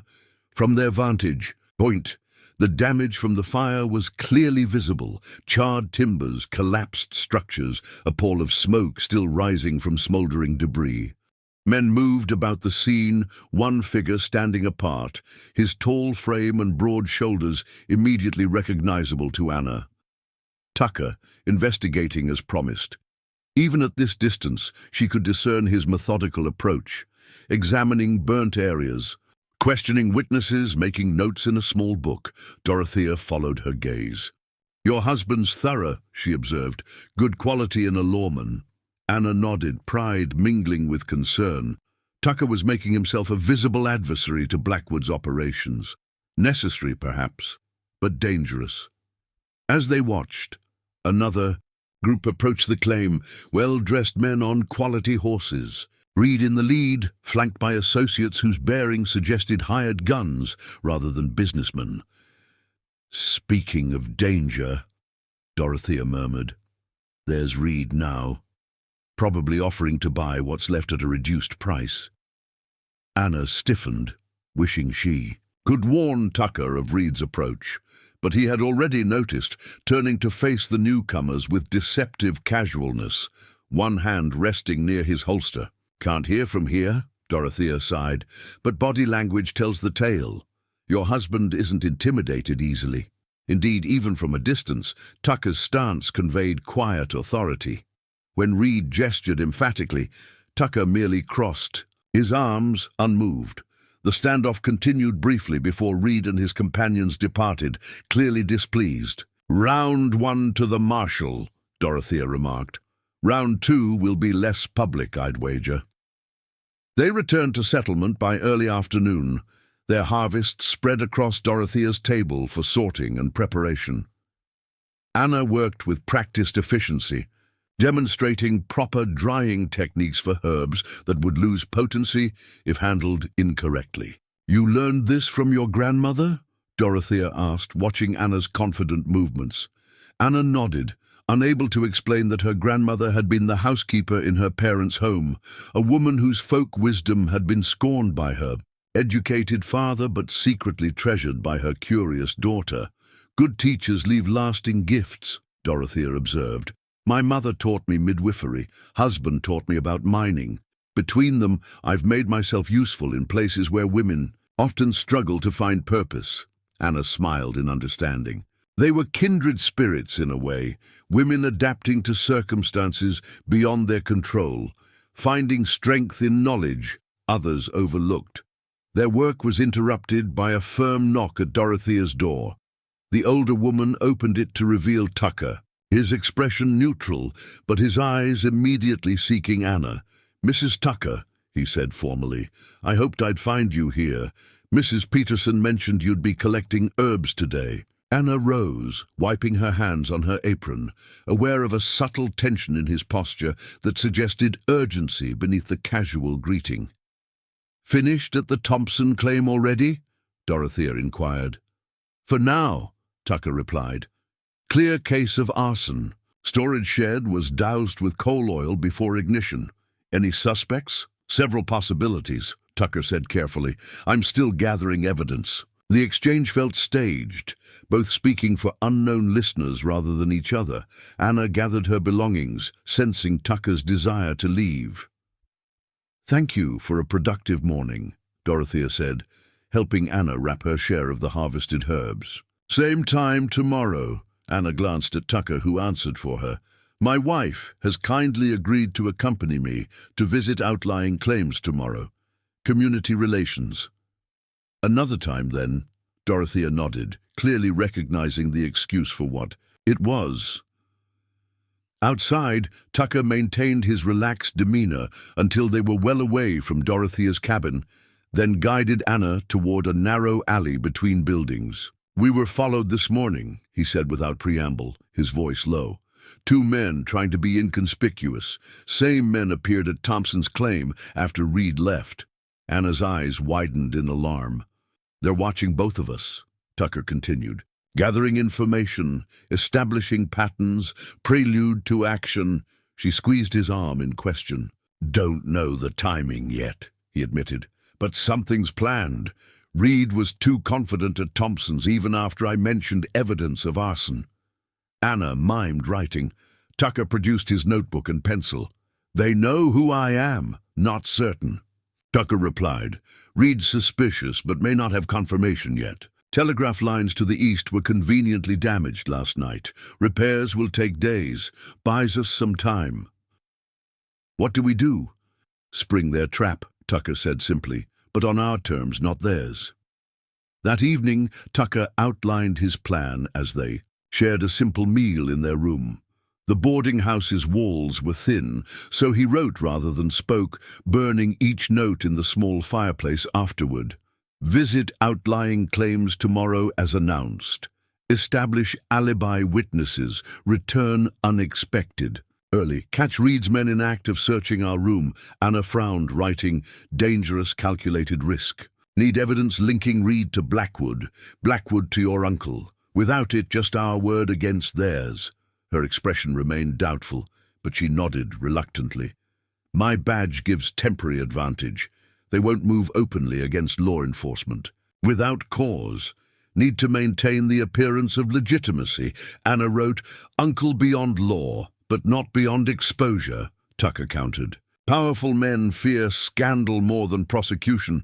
They finalized details as night fell, which claims to visit, what information to share publicly about their route and expected return, what items to leave seemingly hidden in their room as bait for searchers." Tucker would separate briefly from Anna, doubling back to catch Reed's men in the act, while she remained safely with trusted witnesses. As they prepared for bed, Anna paused, then wrote one final note. "If something happens to you," Tucker's expression softened. "Nothing will." She shook her head, pressing for a real answer. After a moment, he said, "Martha Wilson. She'd help you. Or Dorothea Peterson. Both good women with resources and connections."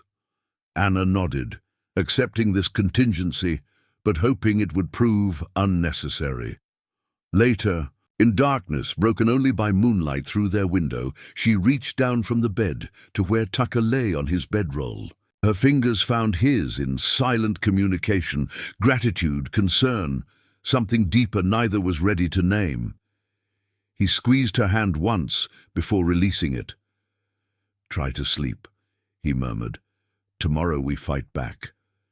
Morning brought fog rolling down. From the mountains, shrouding Blackwater in grey mist that muffled sounds and obscured visibility beyond a few yards. "Perfect conditions for their plan," Tucker observed as they saddled horses borrowed from the livery stable. They departed Blackwater openly, nodding to townspeople who recognized them, Tucker explaining loudly about their planned circuit of outlying claims. Anna rode confidently now, her improved health and Tucker's lessons giving her a natural seat in the saddle. Just beyond the settlement's edge, hidden by fog from watching eyes, Tucker handed her a loaded revolver. "Remember what I taught you," he said. "Last resort only." She nodded, securing the weapon in her skirt pocket. Its weight was both reassuring and terrifying, a tangible reminder of the danger they faced. They visited 3 small mining operations. Before midday, Tucker introducing himself as the new law in Blackwater, Anna maintaining her role as silent wife with medical knowledge. The claim holders were cautiously welcoming, eager for official attention after months of neglect. At the 3rd site, according to plan, Anna remained to demonstrate herbal treatments for a miner's infected hand, while Tucker supposedly continued to a 4th claim. Instead, he circled back toward Blackwater, approaching from an unexpected direction, leaving his horse tethered outside town. The fog had begun to lift, but still provided adequate cover as he made his way to the boarding house. Through back alleys and service passages, the building's rear entrance was unlocked, as he'd arranged with the sympathetic cook who had lost a brother to a mining accident at a claim later purchased by Blackwood. Tucker moved silently through the kitchen and up the back stairs, revolver drawn but hidden beneath his coat. The hallway was empty, most residents away at daily occupations. Their room door appeared untouched, still locked, but Tucker recognized the subtle signs that someone had defeated that lock and restored it. Carefully, he positioned himself in an alcove with clear view of their door, settled to wait. If his suspicions were correct, Reed's men would search the room, find the carefully planted evidence, and report back to their employer.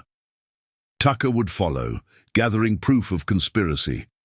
What he didn't anticipate was Reed himself appearing at the end of the hallway, accompanied by 2 hard-faced men whose hands rested too near concealed weapons. "Marshal Tucker," Reed called, his cultured voice carrying clearly. "What a surprise to find you here when you're supposedly visiting the Russell claim." Tucker stepped from his hiding place, maintaining a casual demeanor despite the tactical disadvantage. "Change of plans," he replied. "Forgot important documentation." "Indeed." Reed's smile never reached his cold eyes. "How convenient. We were just looking for you." "Found me?" Tucker acknowledged. "Something I can help you with?" Reed gestured to his companions. "These gentlemen represent certain interests back east. They've traveled a considerable distance to locate someone they believe you've encountered, a young woman of particular importance to a distinguished client."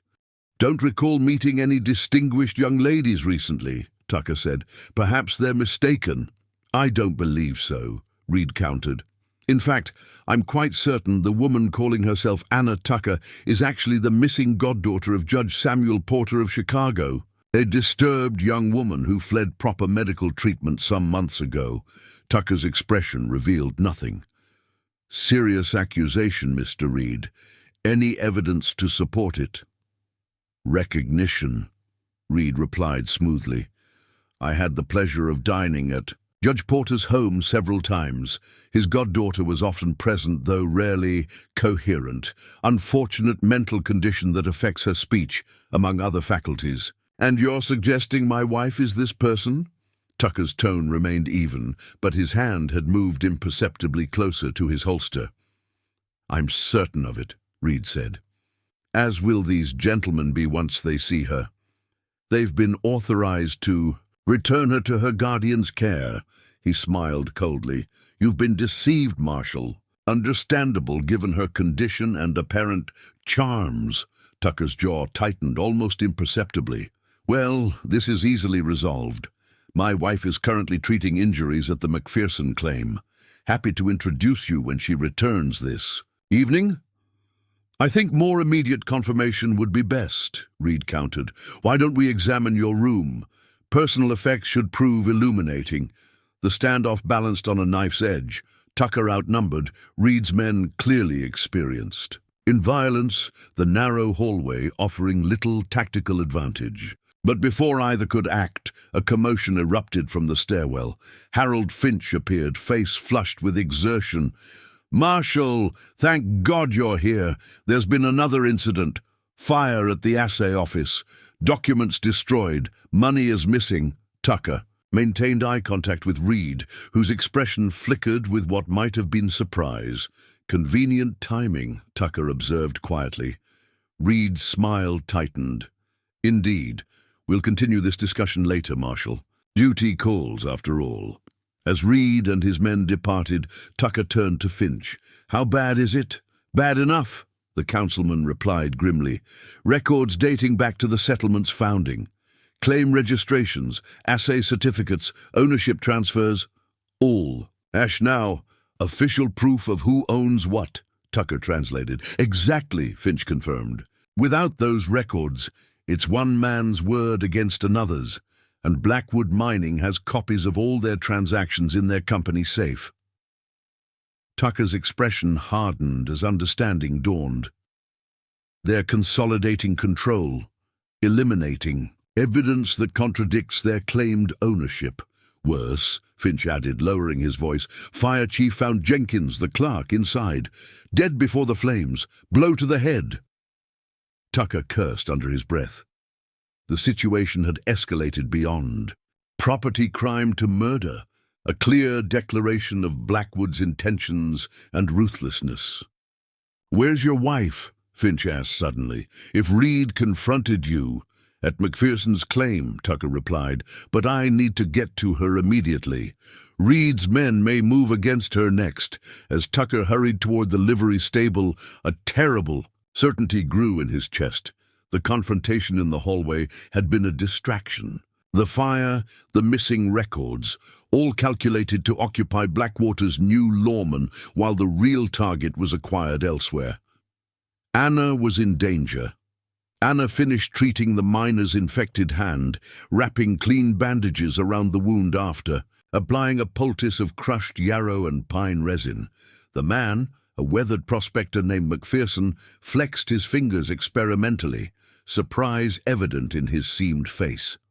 "Pain's down already," he remarked to his partners. "Lady's got the touch." Anna smiled briefly, packing her remaining supplies. Tucker should have returned by now, according to their plan. Anxiety flickered as she calculated the time elapsed, nearly an hour longer than expected. One of McPherson's younger partners, a freckled man barely out of his teens, had been watching the trail leading back to Blackwater. "Riders coming," he called suddenly. "3 of them, moving fast." Hope that Tucker was among them died quickly as the riders came into view. These were strangers, well-dressed despite trail dust, mounted on quality horses that spoke of resources beyond the average. Miners' means. The leader, a square-jawed man with a scar bisecting his left eyebrow, surveyed the claim before focusing on Anna. "Mrs. Tucker, I presume," he called, dismounting with fluid grace that belied his bulk. "Joshua Barnes, colleague of Mr. Reed. He mentioned you were assisting with medical matters out here." Anna's hand slipped into her pocket, fingers closing around the revolver Tucker had given her. She nodded cautiously. "Admirable work," Barnes continued, approaching, with a smile that never reached his eyes. "Unfortunately, there's been an incident in town requiring your husband's attention. He sent us to escort you back." She remained perfectly still, suspicion evident in her expression. McPherson stepped forward. "Marshall didn't mention anything about sending escorts when he left." "Unexpected situation," Barnes explained smoothly. "Assay office fire, records destroyed. Your husband's quite occupied with the investigation." He turned back to Anna. "He was concerned for your safety, Mrs. Tucker, with arsonists about." The story was plausible, perhaps even true. But Tucker would never send strangers to collect her, especially men connected to Reed. Anna shook her head slowly, backing toward her horse. Barnes's pleasant expression hardened. "I'm afraid I must insist." He gestured to his companions, who spread out subtly, blocking potential escape routes. "Judge Porter is most anxious for a reunion with his goddaughter." McPherson looked between them, confusion evident. "Judge who?" This here's Marshal Tucker's wife. A misunderstanding, Barnes replied. This woman is Elizabeth Porter, goddaughter of Judge Samuel Porter of Chicago, mentally unsound and in need of specialized care. The marshal has been deceived. She don't seem crazy to me, McPherson observed. Fixed Tommy's hand better than any doctor. Lucid periods are common with her condition, Barnes explained with practiced patience. Doesn't change the legal reality. She remains under her guardian's authority. Anna backed against her horse now, one hand still in her pocket, the other gripping the saddle horn. The miners looked uncertain, outmatched by the well-armed strangers, but reluctant to abandon a woman who had shown them kindness. Maybe we should wait for the marshal, McPherson suggested. Sort this out proper-like. Barnes sighed as if disappointed by this reasonable proposal. Unfortunately, time is of the essence. Judge Porter has traveled a great distance to recover his ward. He nodded to his companions, who moved forward with deliberate menace. The crack of a rifle shot froze everyone. A chunk of earth exploded. At Barnes's feet. Next one won't miss, called a familiar voice from the ridge above the claim. Dorothea Peterson stood outlined against the sky, rifle braced against her shoulder, expression fierce behind the barrel. This doesn't concern you, madam, Barnes called, his hand drifting toward his own weapon. Woman being accosted by armed men? Concerns me plenty. Dorothea worked the rifle's lever, chambering another round with practiced efficiency.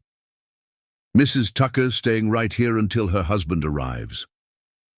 Anna seized the moment of distraction to draw Tucker's revolver, aiming it steadily at Barnes despite her racing heart. The miners, emboldened by reinforcement, moved to flank her, pickaxes and shovels raised defensively. Barnes assessed the situation with a professional's cold calculation. The odds had shifted unfavorably. A temporary delay, he conceded, backing toward his horse. But Judge Porter won't be denied what's his. Consider your options carefully, Elizabeth. There are worse fates than returning to your rightful guardian. The three men mounted and departed, maintaining a dignified pace despite their strategic retreat. Only when they disappeared around the bend did Anna's hands begin to tremble, the revolver suddenly heavy in her grip. McPherson gently lowered her arm. Best put that away, ma'am. Danger's past for now. Dorothea descended from her position, rifle still ready. I followed as soon as I saw those men heading this way, she explained. Something about them felt wrong. She studied Anna's pale face. They called you Elizabeth, said a judge was looking for you. Anna nodded, unable to explain without her writing materials. Figured there was more to your story than the marshal shared, Dorothea continued. Don't need details, just need to know if you're running from something criminal. Anna shook her head emphatically. Good enough for me, McPherson declared. Lady saved Tommy's hand. Don't care what name she uses. We should get you back to town, Dorothea advised. Find your husband before those men regroup with reinforcements. They departed immediately, Anna riding between Dorothea and McPherson, the other miners forming a protective escort. The older woman kept her rifle across her lap, eyes constantly scanning the surrounding terrain for potential ambush. Marshall's a good man, Dorothea observed as they rode. Saw it the first day you arrived. Way he watches over you, not possessive, protective, different thing entirely. Anna nodded, grateful for this insight from a woman who had clearly known both kinds of men. Whatever you're running from, Dorothea continued, must be powerful to send men like Barnes. Those weren't common thugs, professional men comfortable with violence. She glanced at Anna. Reminds me of Pinkertons my husband encountered during mining disputes back east. The comparison was apt. Judge Porter would have access to such resources, men who operated in the shadows between lawful authority and lawless enforcement. Hired by the powerful to protect interests beyond legal remedy, they were within sight of Blackwater when Tucker appeared on the road ahead, riding hard toward them, expression transforming from tension to relief as he recognized Anna among the group. He reined in sharply, eyes quickly assessing her condition. "You're safe," he stated rather than asked, tension visibly draining from his shoulders. Anna nodded, reaching for his hand. Their fingers intertwined briefly before Tucker remembered their audience and withdrew, maintaining the formal demeanor expected of a lawman. "Reed's men found you," he surmised. "3 of them," Dorothea confirmed, "led by a scarred fellow named Barnes, claimed Judge Porter sent them for his goddaughter Elizabeth." Tucker's jaw tightened. "Did they say where Porter is?" "Implied he'd traveled to collect her personally," Dorothea replied. "Didn't specify location." "Town's in chaos," Tucker informed them. "Assay office burned, records destroyed. Marshal from the territorial capital arriving tomorrow to investigate." "Convenient timing," Dorothea observed. "Calculated," Tucker corrected, "creating official distraction while they retrieve their real objective." His eyes met Anna's, conveying unspoken concern. Blackwater's main street bustled with unusual activity. As they arrived, townsfolk gathered in worried clusters, discussing the fire and its implications for their claims and livelihoods. The smoke from the assay office had dissipated, but the acrid smell lingered, a reminder of how quickly security could be reduced to ash. Tucker escorted Anna directly to the boarding house, Dorothea accompanying them while McPherson and his men dispersed to spread word of the confrontation at their claim.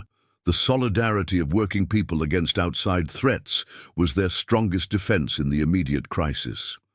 Inside their room, Tucker finally spoke freely. "They're closing in," he said, pacing the small space. "Reed confronted me here while his men went after you. Coordinated effort."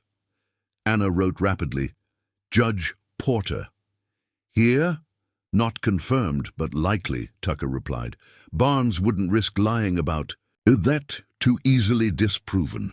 He turned to Dorothea, who had remained discreetly silent. "Mrs. Peterson, I appreciate your help today, but this situation is becoming increasingly dangerous." The older woman straightened. "I've faced company men during strikes, Marshal. Served as field nurse during the war. Danger and I are old acquaintances." Tucker studied her, reassessing. "We could use allies," he acknowledged, "but you should understand what you're involving yourself in." "Man hunting a woman who can't speak to defend herself," Dorothea summarized. "Seems clear enough which side deserves support." Anna touched Tucker's arm, nodding her agreement. They needed friends, people who could verify their version of events when confrontation inevitably came. Tucker relented. "Judge Samuel Porter of Chicago is Anna's uncle and legal guardian following her parents' deaths. He's also corrupt, accepting bribes for judicial appointments, manipulating cases for powerful interests. Anna witnessed evidence of his crimes." "And he silenced her," Dorothea concluded, eyes moving to Anna's throat where the scar lay hidden. "Permanently," he thought. "Her supposed mental condition is fabrication," Tucker continued, "designed to discredit anything she might communicate about his activities." Dorothea absorbed this, nodding slowly. "Powerful enemies make for dangerous. Living, but sometimes they're the only kind worth having." She smiled grimly. "What's your plan, Marshal, beyond waiting for them to make another attempt?" Tucker explained his strategy. Gather evidence linking Reed to Blackwood mining, Blackwood to Porter, establishing the conspiracy that had followed Anna from Chicago to this remote settlement. Without such proof, it would be their word against respected federal judges. Records that might have helped were conveniently destroyed today, he concluded frustratedly. "Not all records," Dorothea countered. "Mining companies keep duplicate documentation, one set for officials, one for investors. Private records with true ownership details." Tucker's expression sharpened. "Blackwood would have those. In their office on the North End," Dorothea confirmed. My husband consulted briefly before realizing their operations weren't entirely legitimate. Saw their record room, fireproof safe, guard posted at all times. Getting access would be challenging, Tucker mused. Impossible through conventional means, Dorothea agreed. But the building has an adjoining wall with Morton's apothecary. Thin barrier, according to Sarah Morton, who's complained about hearing everything said in the Blackwood office. A plan formed rapidly, access through the apothecary after hours. Retrieve documentation proving the connection between Porter and Blackwood Mining. Deliver it to the territorial marshal arriving tomorrow. Evidence that would make Porter's corruption public, rendering Anna's testimony unnecessary and removing his motive for silencing her. Simple in concept, dangerous in execution. I'll go tonight, Tucker decided. Fewer people in the office is better. Chance of avoiding detection. Anna shook her head vehemently, writing, "We go together." Too risky, Tucker objected. I know what to look for. You don't. He couldn't argue with that logic. Anna understood her uncle's financial arrangements, would recognize relevant documentation faster than Tucker searching blindly. I'll create a distraction if needed, Dorothea offered, and spread word among trusted townsfolk to watch for unusual activity around the Blackwood office. Many have grievances against them already. The afternoon passed in careful preparation. Tucker visited the apothecary under pretense of purchasing headache powders, assessing the layout and relationship to the adjoining Blackwood office. Anna wrote detailed descriptions of the types of documents they should seek. Ledgers with specific accounting codes, correspondence bearing certain letterheads, contracts with particular legal phrasing. As dusk approached, Tucker insisted Anna rest before their night's work. She complied reluctantly, lying on their bed while he maintained watch by the window, monitoring street activity as daylight faded. She must have drifted into actual sleep, because when she opened her eyes, full darkness had fallen. Tucker sat in the same position, silhouetted against the window, but something in his posture had changed, alertness giving way to rigid tension. She rose silently, moving to his side. Following his gaze, she saw what had captured his attention. A carriage stopped before the town's only hotel, distinguished from Blackwater's usual traffic by its quality and the matched pair of horses in harness. A tall, distinguished figure descended, assisted by a uniformed driver. Even at this distance, in this light, she would know that silhouette anywhere. Judge Samuel Porter had arrived in Blackwater. Tucker's hand found hers in the darkness. Changes. Nothing, he murmured, just accelerates our timeline. But they both understood the implications. Porter's presence meant the end game had begun. Whatever occurred in the coming hours would determine not just Anna's fate, but Tucker's as well. They were beyond the protection of law now, facing a man who bent justice to his will as easily as others bent playing cards. They waited until well past midnight before moving. The settlement had grown quieter, saloons closing, miners returning to claims or lodgings, oil lamps extinguished in most windows. Tucker and Anna slipped from the boarding house via the back stairs, cloaked in dark clothing borrowed from Dorothea, who waited with a wagon 2 streets over in case rapid departure became necessary. Morton's apothecary yielded easily to Tucker's. Lockpicks, a skill acquired during his less reputable days before the badge.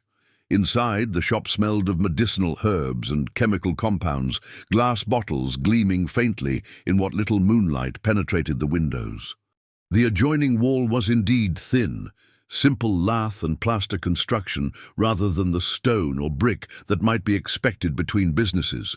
Tucker located a section where the plaster had already begun to crack, enlarging the weakness. Gradually, with tools wrapped in cloth to muffle sound, Anna kept watch through the apothecary's front window, monitoring the deserted street for movement. Their plan depended on the Blackwood office being empty at this hour, the night watchman making his rounds elsewhere in the building.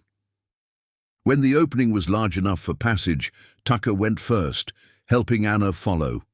The Blackwood record room, lay before them, walls lined with filing cabinets, a massive iron safe dominating one corner, a large desk positioned centrally. A single lamp burned low, left for the watchman's benefit rather than any current occupant. They worked methodically, Anna directing Tucker to specific cabinet drawers while she tackled the desk, searching for keys to the safe. Time stretched agonizingly, each small noise from the building amplified by tension and fear of discovery. In the third drawer, Anna found what they sought: correspondence between Reed and Blackwood Mining's headquarters, referencing payments to our judicial asset in Chicago and confirming arrangements for the Porter situation. Most damning was a memorandum detailing how the company had facilitated resolution of the inconvenient witnesses in the carriage accident that had killed Anna's parents. Written evidence, enough to warrant investigation by federal authorities, even against a sitting judge. Tucker was photographing documents with a small camera Dorothea had provided, a Kodak her late husband had used for recording mining operations, when footsteps sounded in the corridor outside. They froze, exchanging alarmed glances as the doorknob turned. "Certain the documents are secure," came a familiar, cultured voice. Reed, accompanied by another speaker whose response sent ice through Anna's veins. "They'd better be," replied Judge Porter. "My goddaughter's interference has already cost millions in arrangements. I won't risk further exposure because of careless record-keeping." Tucker extinguished their lamp immediately, pulling Anna behind the massive safe as the door opened. Light spilled from the corridor, illuminating the room they had been searching moments before. "Everything appears in order," Reed observed, moving toward the desk Anna had hastily restored to its original state. "The safe contains the most sensitive materials, of course, and the territorial marshal arrives tomorrow," Porter mused. "Timing is critical. Once Elizabeth is secured, we'll need immediate transport east. The private train car is waiting in Riverton. Barnes located her earlier today," Reed reported. "Unfortunately, there was interference from locals. We've identified her protectors and are neutralizing those relationships." "And Tucker?" Porter inquired. "This marshal who's harboring my goddaughter?" Reed's smile was audible in his voice. "A problem with a convenient solution. He's been investigating our operation aggressively, threatening our personnel. When he's found dead tomorrow in Blackwood's office, surrounded by evidence of attempted theft, the narrative writes itself." "Elegant," Porter approved. "And Elizabeth?" "Retrieved during the confusion following Tucker's death," Reed explained.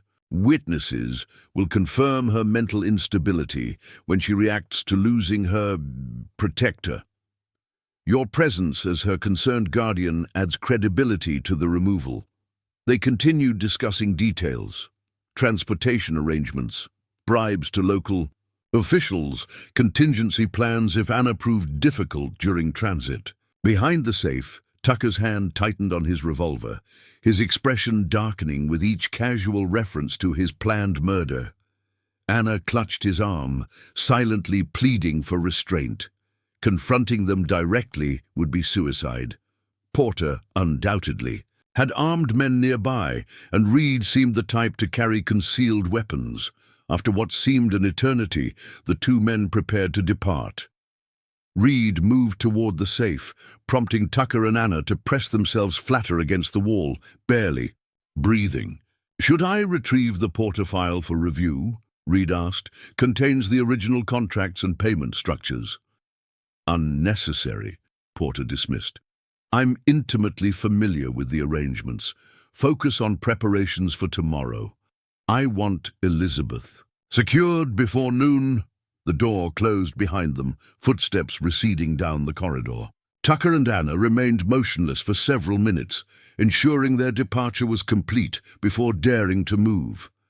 "They've planned everything," Tucker whispered. "My death, your abduction, the cover story." Anna nodded grimly, writing on the small notepad she carried. Must leave tonight. Take evidence to territorial capital. Tucker considered their options. The territorial marshal arriving tomorrow might provide legitimate authority to challenge Porter, but the judge would have contingencies for official interference. Their survival depended on immediate action. We'll take what we have, he decided. Meet Dorothea at the wagon, make for Riverton, catch the eastbound train before they realize we've fled.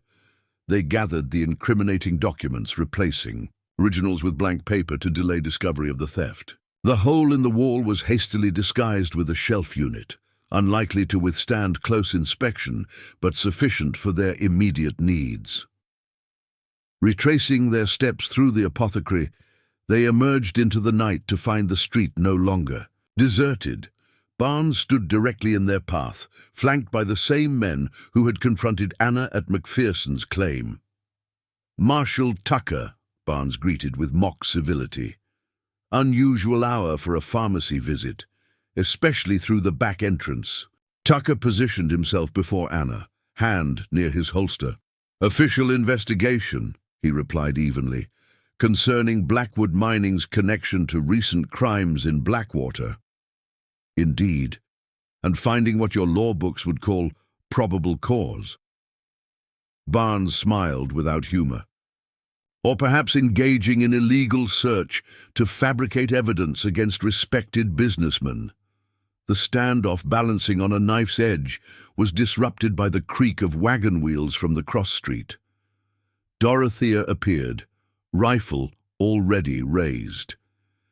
"Evening, gentlemen," she called, "escorting the marshal and his wife home, if you don't mind clearing the path." Barnes assessed the new threat with professional detachment.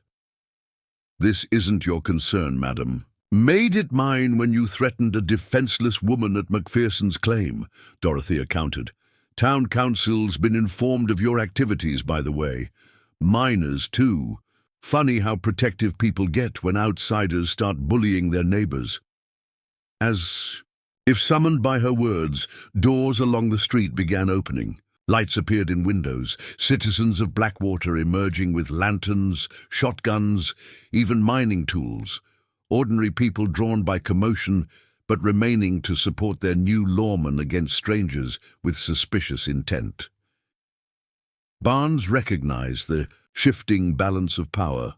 "Another time," he told Tucker, backing away with his companions. "Judge Porter will be disappointed." "Judge Porter will be arrested when the territorial marshal sees these documents," Tucker replied, patting his coat. Where their evidence was secured, the crowd's murmurs intensified at this declaration. Porter's name carried weight even here, and accusations against such authority weren't made lightly. Barnes departed, but the threat remained. Porter and Reed would regroup, adjust their strategy. Dawn was still hours away, with the territorial marshal not expected until afternoon. Too much time for desperate men to act. Dorothea guided her wagon forward. "Time to leave," she advised quietly. "I've packed provisions. McPherson and his boys are waiting at the edge of town to provide. Escort to Riverton." Tucker helped Anna onto the wagon seat, then turned to address the gathered townspeople. "Blackwater deserves better than what Blackwood Mining has planned," he told them. "Evidence of their crimes is en route to territorial authorities. Stand together until official help arrives." Finch pushed through the crowd. "We'll manage, Marshal. You get that evidence where it needs to go." The journey to Riverton passed in tense alertness. Tucker and McPherson's men watching for pursuit, while Dorothea drove the wagon with remarkable skill for a woman her age. Anna sat beside Tucker, her hand occasionally finding his in the darkness, drawing strength from the connection. Near dawn, they crested a ridge that offered clear views of the terrain they had traveled. In the distance, smoke rose from multiple locations around Blackwater, too many to be coincidental, too coordinated to be accidental. "Porter's scorched earth policy," Tucker observed grimly. "If he can't control Blackwater, he'll destroy it." The smoke underscored the stakes in their journey, not just personal safety, but justice for an entire community victimized by corruption. The evidence they carried represented hope for both. Riverton's railroad station came into view by mid-morning, the eastbound train already preparing for departure. Dorothea drove directly to the platform, where the territorial marshal had fortuitously arrived ahead of schedule, alerted by telegraph about Blackwater's troubles.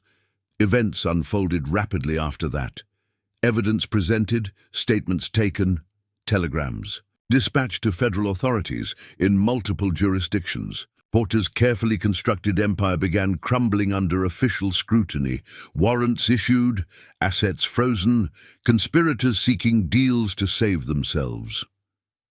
Through it all, Anna remained at Tucker's side, her silence no longer a prison, but a choice to communicate through writing, through gesture, through the connection that had formed between two damaged souls who found healing in each other. Weeks later, they stood on the porch of a small house on Blackwater's outskirts, a reward from grateful townspeople to the deputy marshal who had exposed the corruption threatening their community and the woman whose knowledge had made it possible.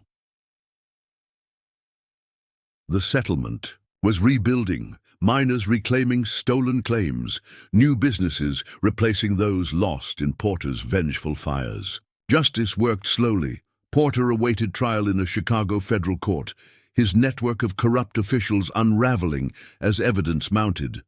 Tucker watched the sunset paint the mountains in shades of amber and gold. Anna beside him, her head resting against his shoulder. They had chosen to stay, to help Blackwater become the community it deserved to be, to build something lasting from the ashes of what had been destroyed. Mrs. Peterson says the herbs you planted are taking root nicely, Tucker observed. People are already asking when you'll open a proper doctor's office. Anna smiled, shrugging non-committally. Her hands moved in the sign language they had been learning together, a new form of communication to bridge the gap her uncle's cruelty had created. One step at a time, she signed. Like us. Tucker's hand found hers, fingers intertwining with practiced ease. The gold band he had placed there during a simple ceremony, witnessed by Dorothea and the McPhersons, caught the fading sunlight, a tangible symbol of promises kept. Like us, he agreed softly. Behind them the house waited, a small, sturdy structure built to withstand winter storms and summer heat. Inside, a table was set for dinner, lamps ready to be lit against the coming darkness. Books lined shelves Tucker had constructed. Plants gathered by Anna thrived in carefully tended pots, and a bed wide enough for two occupied the room where moonlight would soon spill through curtains that stirred in the evening breeze. Not just a house, a home. After so many miles traveled, so many dangers faced, they had found their sanctuary, not in escape, not in hiding, but in standing their ground together, in creating a place where her lack of voice and his reputation as a killer no longer defined them, a place where silence wasn't emptiness but peace, where the past could be acknowledged without allowing it to determine the future, where two broken people discovered that together their jagged edges formed something unexpectedly whole. The woman with no shoes, no words, and no way to survive had found all three, and more besides. The man known as a killer had discovered there were things worth protecting that required no violence, only presence. Together, they had rewritten the ending to a story others had tried to control, and in the quiet of their shared existence, that was victory enough. Up next, you've got two more standout stories right on your screen.